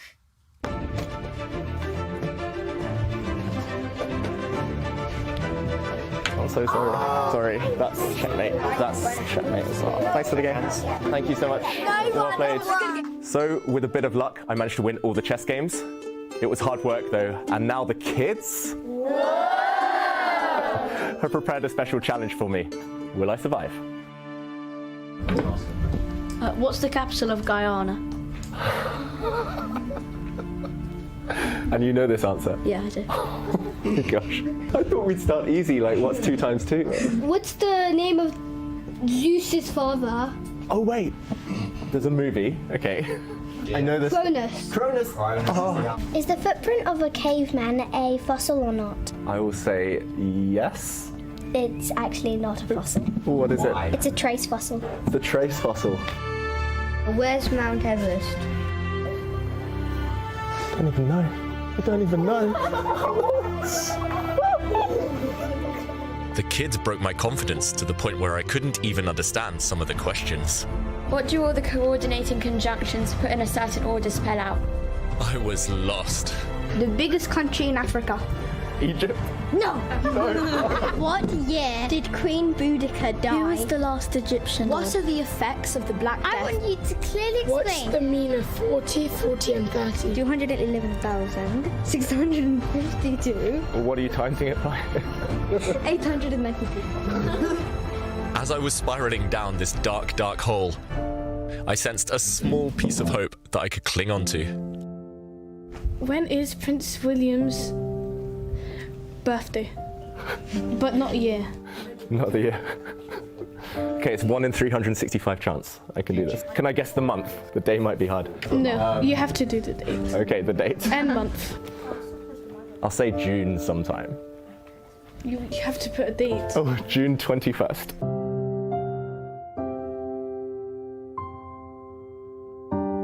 Yes. That is correct. Oh my god, that's 1 in 360. For real? So the big lesson from today is that I need to go back to school. I might have won the chess, but the kids definitely got revenge. Well done, kids. Thank you,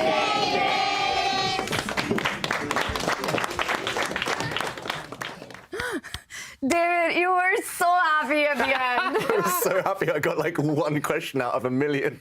But yeah, either way, those were the loveliest kids I've ever met, and clearly I need to go back and join them in school.